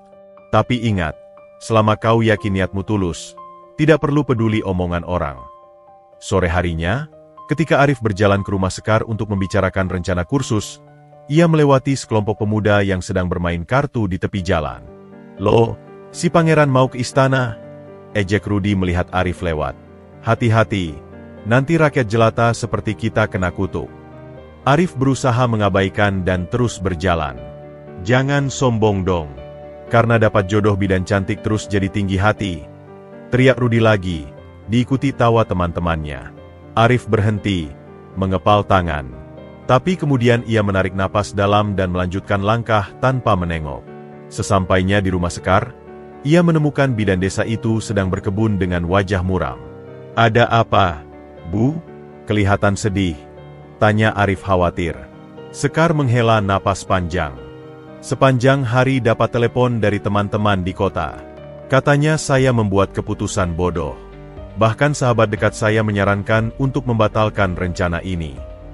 Mungkin mereka benar, Bu, kata Arif pelan. Lihat saja desas-desus di desa. Semua orang mengira saya punya niat tidak baik. Lebih baik kita batalkan saja. Tidak, jawab Sekar tegas. Justru karena itulah kita harus lanjutkan. Kalau kita menyerah sekarang, berarti kita mengakui bahwa mereka benar. Tapi Arif masih ragu-ragu. Tapi saya tidak tiap hari mendengar cibiran seperti ini, Bu. Kata mereka saya hanya memanfaatkan ibu, bahwa saya mengincar harta ibu. Air mata mulai menggenang di mata Sekar. Arif, dengarkan baik-baik. Saya kenal banyak orang selama hidup saya, dan saya bisa membedakan mana yang tulus mana yang tidak. Kau adalah orang paling tulus yang pernah saya temui. Tapi, tidak ada tapi. Besok kita akan mulai proses pendaftaran kursusnya. Biar semua orang lihat bahwa kita serius dengan ini. Saat mereka sedang berbicara, seorang anak kecil berlari mendekat. Ibu bidan, Ibu bidan. Ada telepon dari kota. Katanya ibu-ibu. Sekar menghela napas. Lihat, ibu saya masih belum menyerah. Bagaimana kalau ibu urungkan saja? Saya tidak mau menjadi penyebab keribunan dalam keluarga ibu, usul Arif. Tidak mungkin. Ini sudah menjadi prinsip bagi saya. Sekar menatap Arif dalam-dalam. Kau tahu, kadang kita harus berani berbeda pendapat dengan orang yang kita cintai ketika kita yakin itu benar. Malam itu, ketika Arif pulang ke gubuknya, ia menemukan coretan-coretan jelek di dinding kayu rumahnya. Penjilat, pemanfaat, keluar dari desa kami. Dengan hati berat, Ia mengambil air dan kain, mulai membersihkan coretan-coretan itu. Setiap usapan terasa seperti menyeka luka di hatinya. "Tuhan, beri saya kekuatan," bisiknya sambil terus membersihkan. "Dan beri saya kesabaran untuk menghadapi semua ini." Sementara itu, di rumahnya, Sekar sedang menghadapi telepon dari ibunya yang kesekian kalinya. "Ibu, saya tidak akan mengulangi pembicaraan kita," kata Sekar tegas. "Keputusan saya sudah bulat." "Tapi nak, hari ini ibu dapat telepon dari kenalan di desamu. Katanya semua warga tidak setuju. Kau akan dikucilkan." "Tidak semua warga, Bu. Hanya sebagian yang iri. Dan saya tidak takut dikucilkan ketika melakukan hal yang benar." "Kau keras kepala sekali, Sekar. Ibu tidak mengira kau bisa sebodoh ini." Dengan sedih, Sekar meletakkan telepon. Air matanya jatuh. Tapi seperti Arif, ia bertekad untuk tidak menyerah. Pertempuran mungkin baru saja dimulai. Tapi keyakinannya pada kebaikan dan pada Arif tidak akan goyah. Di balik semua cibiran dan iri hati, ada sebuah tekad yang semakin menguat. Mereka akan membuktikan bahwa kebaikan hati pantas dibalas dengan kebaikan, dan bahwa setiap orang berhak mendapat kesempatan untuk mengubah hidupnya, tidak peduli dari latar belakang mana mereka berasal. Pagi itu, Sekar bangun dengan tekad yang membaja. Mata bengkak karena menangis semalam tidak mengurangi semangatnya sedikitpun. Ia menyiapkan semua dokumen yang diperlukan untuk pendaftaran kursus Arif dengan teliti. Sementara itu, Arif yang semalam hampir saja menyerah, kini bangun dengan pikiran yang jernih. Coretan-coretan jelek di dinding gubuknya sudah dibersihkan, meninggalkan bekas samar yang justru mengingatkannya untuk semakin kuat. "Tidak," gumamnya sambil memandangi bekas coretan itu. "Aku tidak akan menyerah. Aku harus buktikan mereka semua salah." Pukul 8 tepat, Arif sudah berdiri di depan rumah Sekar dengan pakaian terbaiknya. Wajahnya menunjukkan determinasi yang belum pernah terlihat sebelumnya. Sekar membuka pintu dengan senyum lebar. "Pagi, Arif. Masuklah." "Pagi, Ibu Bidan. Saya sudah siap membicarakan rencana kursusnya." Mereka duduk di meja makan yang sudah dipenuhi dokumen. Sekar mengeluarkan brosur kursus pertanian organik dari sebuah lembaga terpercaya di kota. "Lihat, Arif. Ini program 6 bulan yang sangat bagus. Mereka tidak hanya mengajarkan teori, tapi juga praktek langsung di kebun percobaan." Arif memeriksa brosur dengan mata berbinar. Ini sangat lengkap, Bu. Mereka mengajarkan hidroponik, vertikultur, pengolahan pupuk organik, semua yang selama ini ingin saya pelajari." "Ya, dan lihat ini, mereka juga memberikan sertifikat yang diakui nasionali." Sekar menunjuk bagian bawah brosur. "Setelah lulus, kau bisa menjadi konsultan pertanian." Wajah Arif berubah serius. "Ibu, sebelum kita lanjut, saya ingin bertanya sesuatu. Apakah Ibu yakin dengan keputusan ini, mengingat semua yang terjadi?" Sekar mengambil tangan Arif. "Arif, dengar baik-baik. Dalam hidup, kita tidak bisa menyenangkan semua orang. Yang penting kita tahu di hati bahwa yang kita lakukan benar. Tapi keluarga Ibu, teman-teman Ibu, biarlah itu urusan saya. Yang penting sekarang adalah masa depanmu, dan kontribusimu untuk desa kita nantinya." Mereka kemudian membahas detail biaya. Ketika Arif melihat angka yang tertera, wajahnya pucat. "Bu, ini terlalu mahal. Uang segini bisa untuk..." "Arif," potong Sekar lembut. "Uang datang dan pergi. Tapi kesempatan mengubah hidup seseorang, itu tidak ternilai. Dan saya percaya ini bukan hanya untukmu, tapi investasi untuk desa kita." Arif menghela napas. "Saya janji akan mengembalikan uang ini setelah saya sukses nanti." "Tidak perlu," balasnya dengan membantu orang lain seperti saya membantumu. Itu saja sudah cukup. Mereka menghabiskan pagi itu mengisi formulir pendaftaran. Setiap kolom yang diisi membuat Arif semakin semangat. Namun, di tengah-tengah proses, ketukan pintu yang keras mengganggu konsentrasi mereka. Sekar membuka pintu dan menemukan Ibu Surti berdiri dengan muka masam. "Ibu Bidan, boleh saya masuk? Ada yang perlu kita bicarakan," kata Ibu Surti tanpa basa-basi. "Silakan, Bu Surti. Ibu Surti masuk dan langsung memandang sinis pada Arif. Rupanya dia sudah di sini. Baik, biar saya langsung saja. Sebagai sesepuh desa, saya mewakili sebagian warga yang tidak setuju dengan rencana ibu. Sekar tetap tenang. Dan alasan tidak setujunya apa, Bu? Pertama, ini tidak adil. Kenapa harus Arif? Kenapa tidak pemuda lain? Kedua, ini memalukan. Seorang bidan desa dan pemuda miskin, orang akan berpikir macam-macam. Arif menunduk. Wajahnya memerah. Tapi Sekar justru tersenyum. Bu Surti, saya menghargai pendapat ibu. Tapi izinkan saya menjawab. Pertama, ini bukan soal adil atau tidak. Ini tentang rasa terima kasih saya pada Arif yang sudah menyelamatkan nyawa saya. Kedua, saya tidak peduli dengan omongan orang. Yang penting niat kita baik. Ibu Surti berdiri dengan marah. Ibu masih muda, jadi tidak mengerti.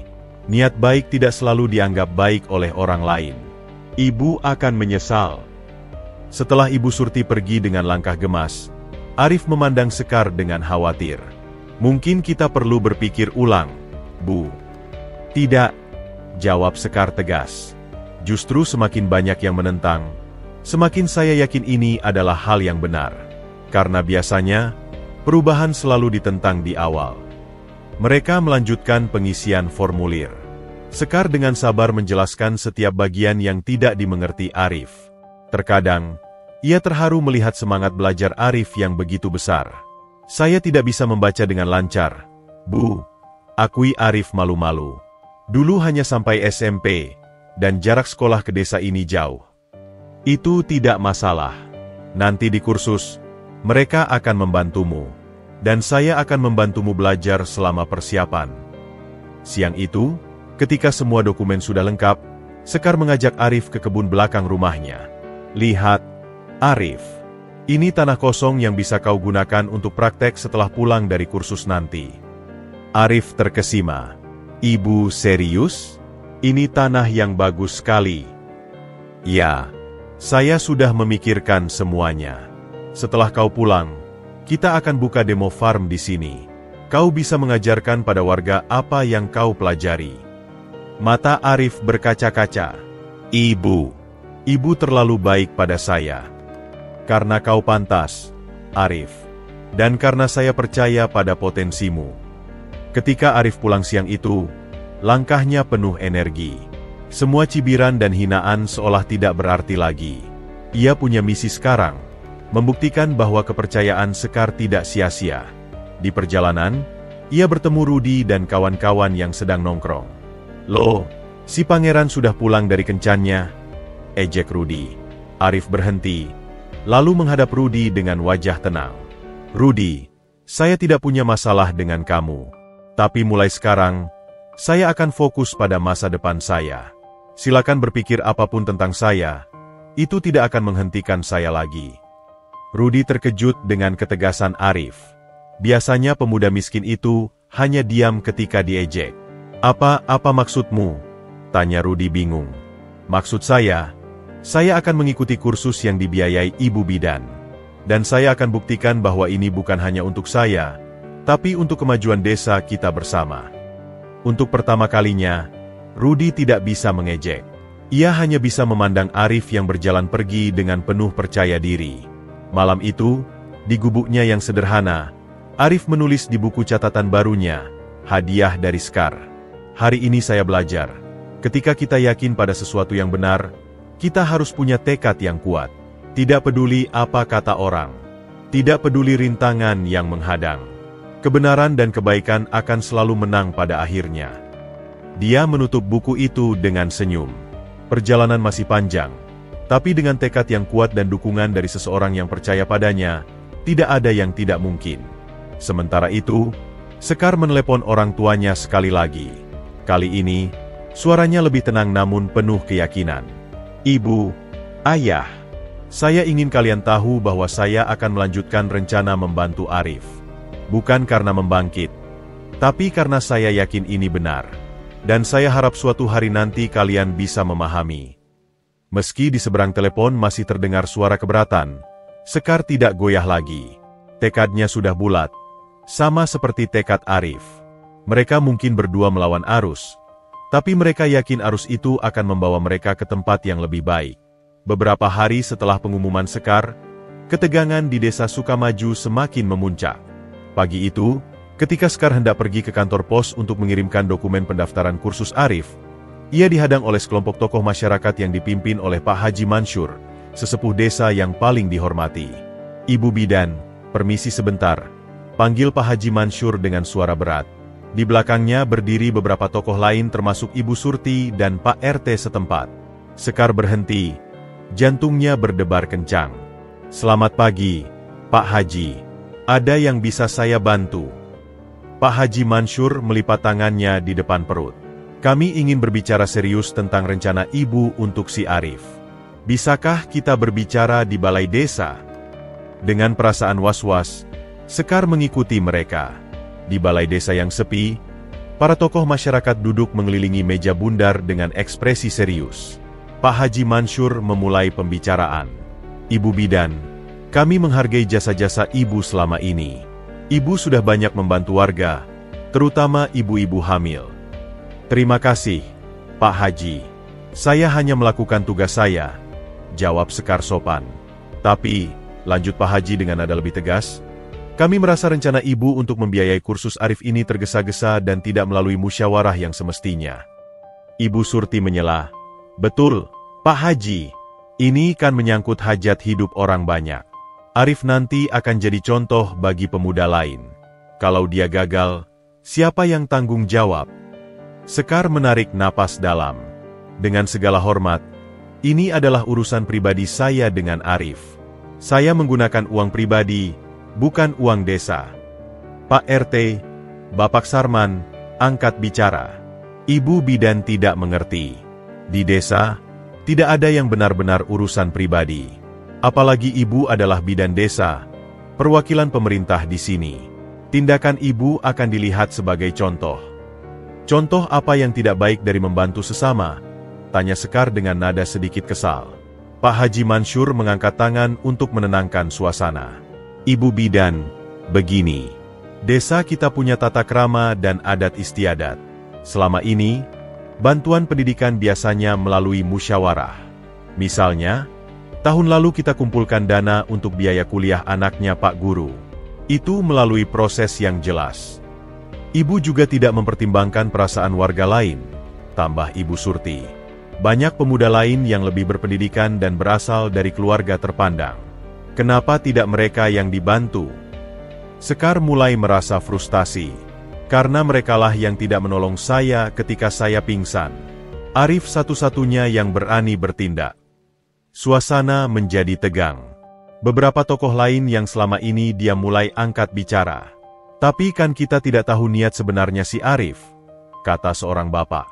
"Betul, dia bisa saja pura-pura baik untuk dapat keuntungan," sahut yang lain. Sekar berdiri, wajahnya memerah.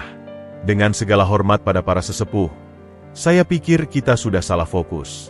Yang seharusnya kita bicarakan adalah bagaimana memajukan desa ini, bukan mencurigai niat baik seseorang." Pak Haji Mansur menghela napas. Ibu Bidan masih muda, jadi mungkin tidak paham. Di desa, menjaga kerukunan itu lebih penting daripada kebenaran individual. Jadi menurut Pak Haji, lebih baik saya tidak membalas kebaikan Arif hanya untuk menjaga kerukunan semu, tantang Sekar. Pertemuan berakhir tanpa kesepakatan. Sekar keluar dari balai desa dengan perasaan campur aduk. Di luar, beberapa warga yang mendengar keributan dari dalam melihatnya dengan tatapan aneh. Sementara itu, kabar tentang pertemuan itu sampai juga ke telinga Arif melalui Bu Marni yang kebetulan lewat. "Arif, kamu harus tahu, para sesepuh desa sedang menekan Ibu Bidan untuk membatalkan rencana kursusmu," kata Bu Marni dengan wajah khawatir. Arif menghentikan pekerjaannya memotong kayu. "Serius, Bu?" "Iya," katanya, tidak sesuai adat. Mereka mau Ibu Bidan pilih pemuda lain. Dengan langkah cepat, Arif menuju balai desa. Ia menemukan Sekar yang sedang duduk termenung di bangku depan. "Ibu Bidan, saya dengar ada masalah," kata Arif dengan suara bergetar. Sekar mencoba tersenyum. Tidak apa-apa, Arif. Ini urusan saya. Tapi ini juga urusan saya, Bu. Kalau memang ini menyebabkan masalah, lebih baik. Tidak, potong Sekar. Justru sekarang saya semakin yakin. Mereka tidak mengerti bahwa ini bukan tentang kau atau saya. Ini tentang prinsip, bahwa setiap orang pantas mendapat kesempatan. Tapi Arif tetap ragu. Mungkin mereka benar, Bu. Mungkin saya memang tidak pantas. Pendidikan saya rendah, keluarga saya biasa saja. Sekar memegang bahu Arif. Dengarkan, Arif. Pendidikan tidak menentukan nilai seseorang. Ketulusan hatimu, kerjamu yang keras, dan niat baikmu, itulah yang membuatmu pantas. Malam harinya, Pak Lurah datang menemui Sekar. Wajahnya tampak lelah. Ibu Bidan, saya dengar tadi ada pertemuan dengan para sesepuh, kata Pak Lurah sambil duduk di kursi tamu. Sekar mengangguk. Mereka tidak setuju dengan rencana saya. Saya tahu. Pak Lurah menghela napas. Sebagai lurah, saya dihadapkan pada situasi sulit. Di satu sisi, saya mendukung penuh niat baik ibu. Di sisi lain, saya harus menjaga harmoni di desa. Lalu apa saran Pak Lurah? Bagaimana kalau kita buat kompromi? Ibu tetap bisa membantu Arif, tapi dengan jumlah yang lebih kecil. Atau mungkin dengan cara lain. Sekar menggeleng.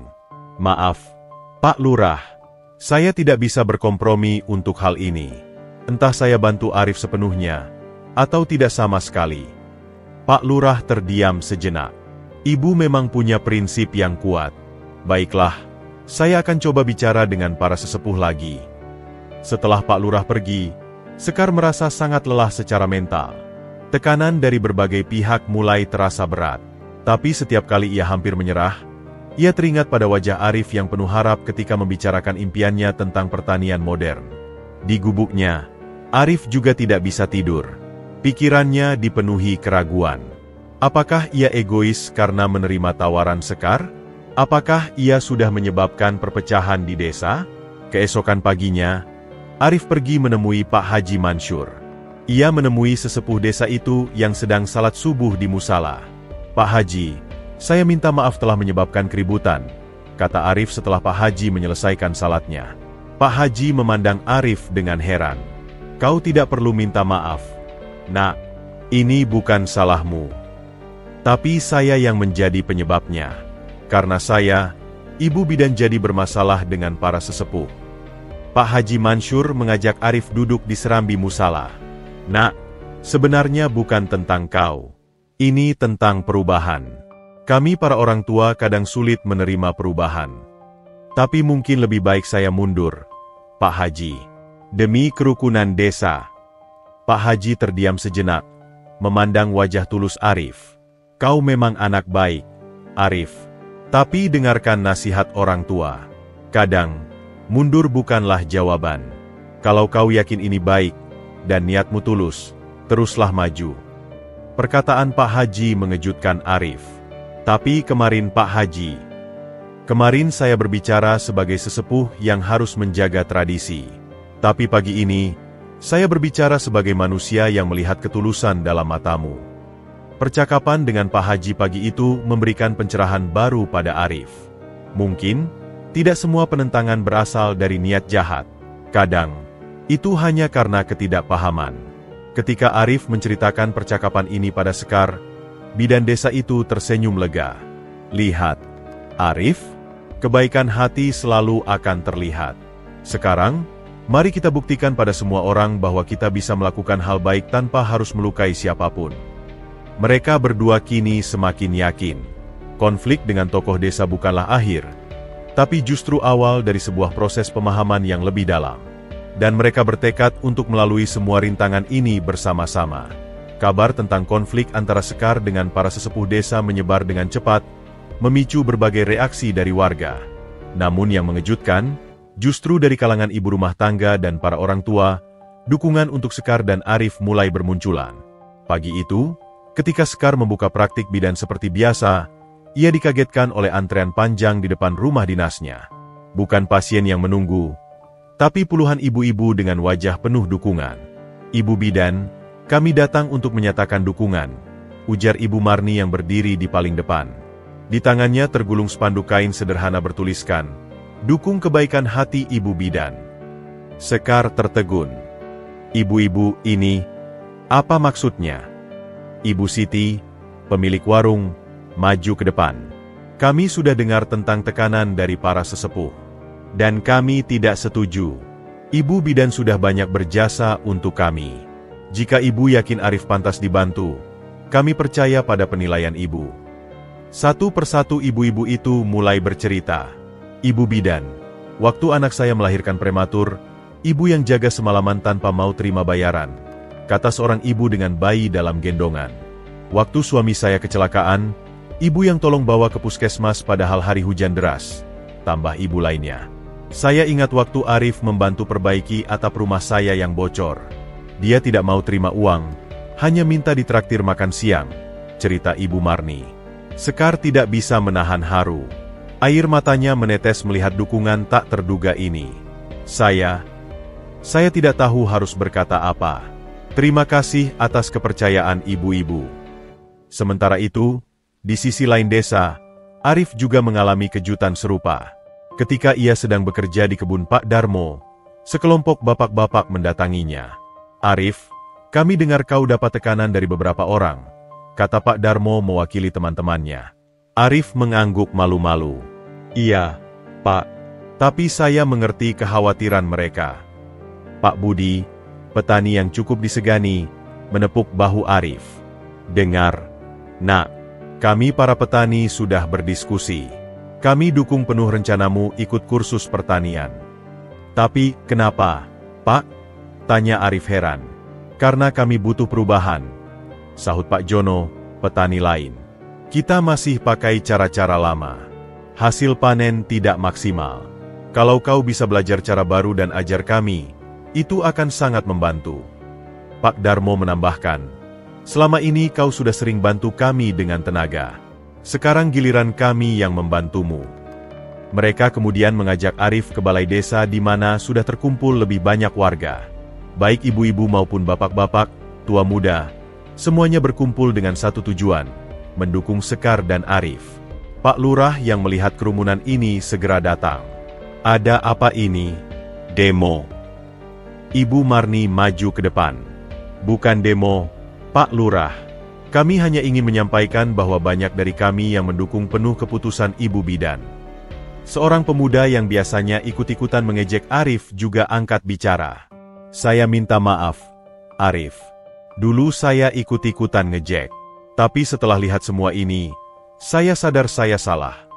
Rudi, yang biasanya paling vokal menentang, justru berdiri dengan wajah malu. Saya juga minta maaf.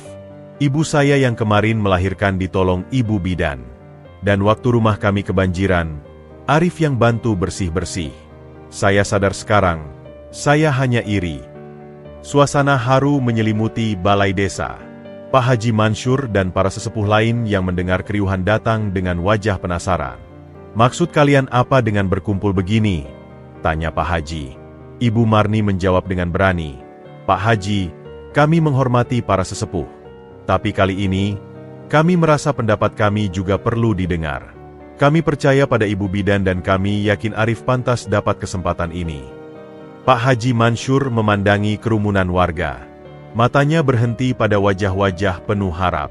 "Kalau begitu, mungkin kami para sesepuh perlu mendengarkan suara rakyat." Sore itu, terjadi musyawarah darurat di balai desa.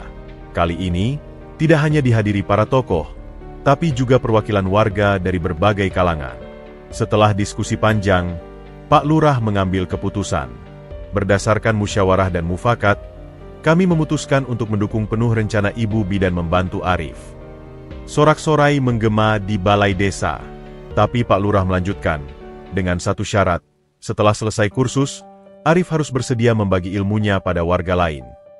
Arif yang hadir dalam pertemuan itu langsung berdiri. Dengan senang hati, "Pak Lurah, saya janji akan buka kursus kecil-kecilan untuk para petani di sini." Pak Haji Mansur pun akhirnya angkat bicara. "Arif, nak, maafkan kami orang-orang tua yang kadang sulit menerima perubahan. Kami lihat hari ini, kau punya dukungan yang kuat dari warga. Manfaatkan kesempatan ini sebaik-baiknya." Ketika Sekar dan Arif keluar dari balai desa, mereka disambut tepuk tangan meriah dari warga yang menunggu di luar. Perasaan lega dan bahagia membuncah dalam dada mereka berdua. "Ibu," bisik Arif pada Sekar, "saya tidak menyangka akan ada dukungan sebesar ini." Sekar tersenyum dengan mata berkaca-kaca. "Inilah buktinya, Arif. Kebaikan yang kita lakukan selama ini tidak pernah sia-sia. Lihat, semua kembali pada kita." Malam itu, Desa Sukamaju merayakan sebuah kemenangan kecil.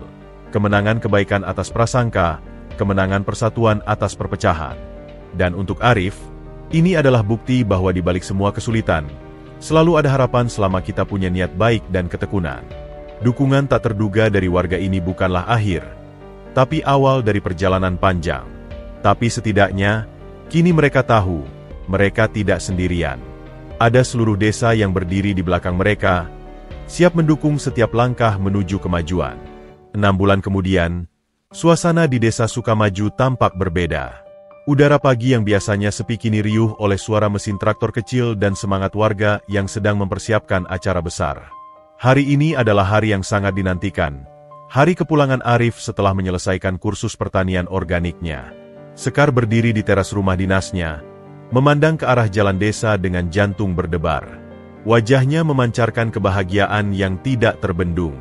Di halaman rumahnya, telah berdiri sebuah demo farm kecil-kecilan yang menjadi bukti nyata perubahan yang akan segera terjadi. "Ibu Bidan, semua sudah siap," teriak Ibu Marni dari tengah halaman di mana sebuah panggung sederhana telah didirikan. Banner dan sound system sudah dipasang. Bu Siti sudah menyiapkan konsumsi untuk semua warga, tambah Bu Surti yang kini menjadi pendukung setia Arif. Pak Lurah datang dengan senyum lebar. "Ini hari bersejarah untuk desa kita, Ibu Bidan." Semua warga sudah berkumpul di balai desa. Tepat pukul 9 pagi, sebuah mobil jemputan terlihat memasuki gerbang desa.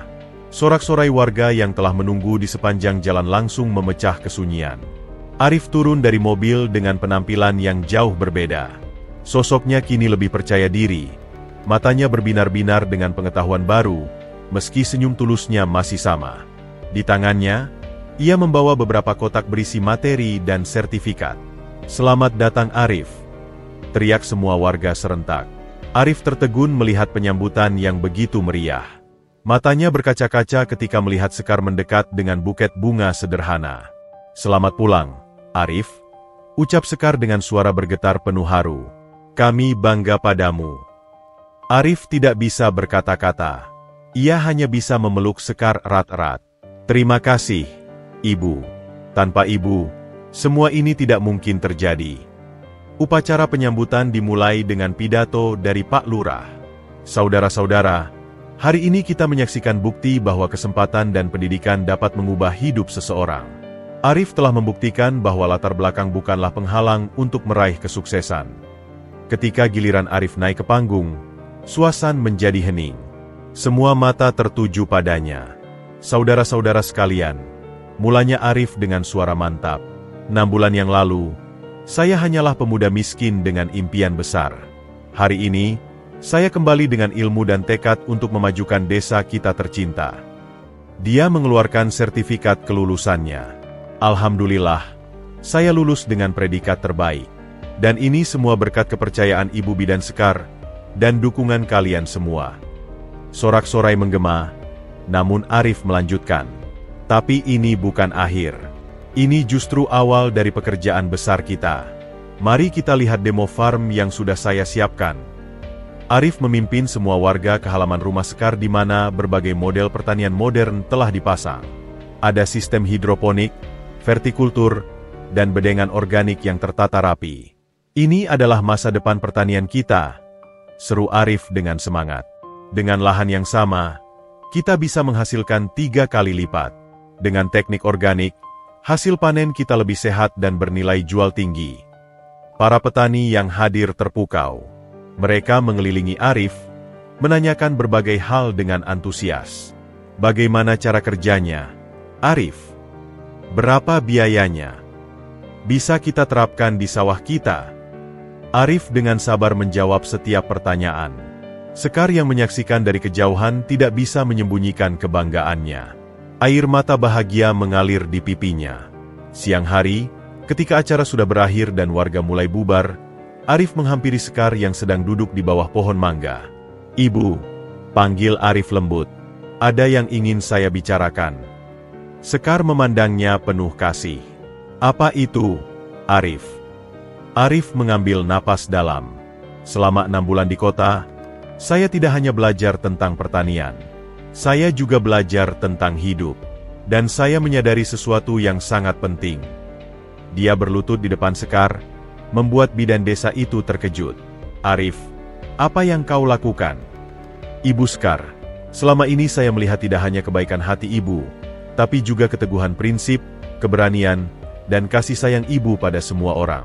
Ibu telah mengubah hidup saya, tidak hanya dengan membiayai kursus, tapi dengan menunjukkan arti kehidupan yang sebenarnya." Sekar mulai menangis. "Arif, Ibu, apakah ibu bersedia menghabiskan sisa hidup ibu bersama saya? Apakah ibu mau menjadi istri saya?"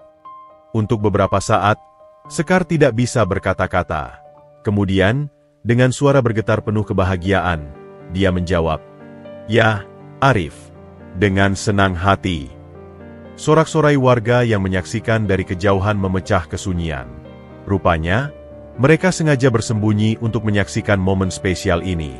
3 bulan kemudian, pernikahan sederhana namun meriah digelar di balai desa. Semua warga hadir, termasuk para sesepuh yang dulu menentang, kini memberikan restu dengan tulus. "Kalian adalah bukti bahwa kebaikan hati akan membuahkan kebahagiaan," ucap Pak Haji Mansur dalam sambutannya. Setahun kemudian, Desa Sukamaju telah berubah menjadi desa percontohan pertanian organik. Arif dan Sekar tidak hanya membangun kehidupan rumah tangga yang bahagia, tapi juga memimpin perubahan bagi seluruh desa. Suatu sore, mereka duduk berdua di beranda rumah mereka yang baru, memandangi demo farm yang kini telah dikunjungi petani dari berbagai desa. "Pernahkah ibu membayangkan semua ini akan terjadi?" tanya Arif sambil memegang tangan Sekar. Sekar menggeleng, matanya berbin-binar. "Tidak pernah. Tapi satu hal yang saya yakin, kebaikan hati tidak pernah sia-sia. Dan cinta sejati akan menemukan jalannya sendiri." Di kejauhan, matahari terbenam menyinari sawah-sawah hijau yang subur, membentuk siluet para petani yang masih bersemangat belajar teknik-teknik baru. Desa Sukamaju bukan lagi desa tertinggal, tapi contoh nyata bagaimana sebuah kebaikan kecil dapat mengubah segalanya. Dan bagi Arif dan Sekar, ini bukan akhir cerita. Ini adalah awal dari babak baru kehidupan mereka. Kehidupan yang penuh cinta, harapan, dan kontribusi untuk sesama. Sebuah kehidupan yang membuktikan bahwa balasan terbaik untuk sebuah kebaikan adalah kesempatan untuk menciptakan kebaikan yang lebih besar lagi.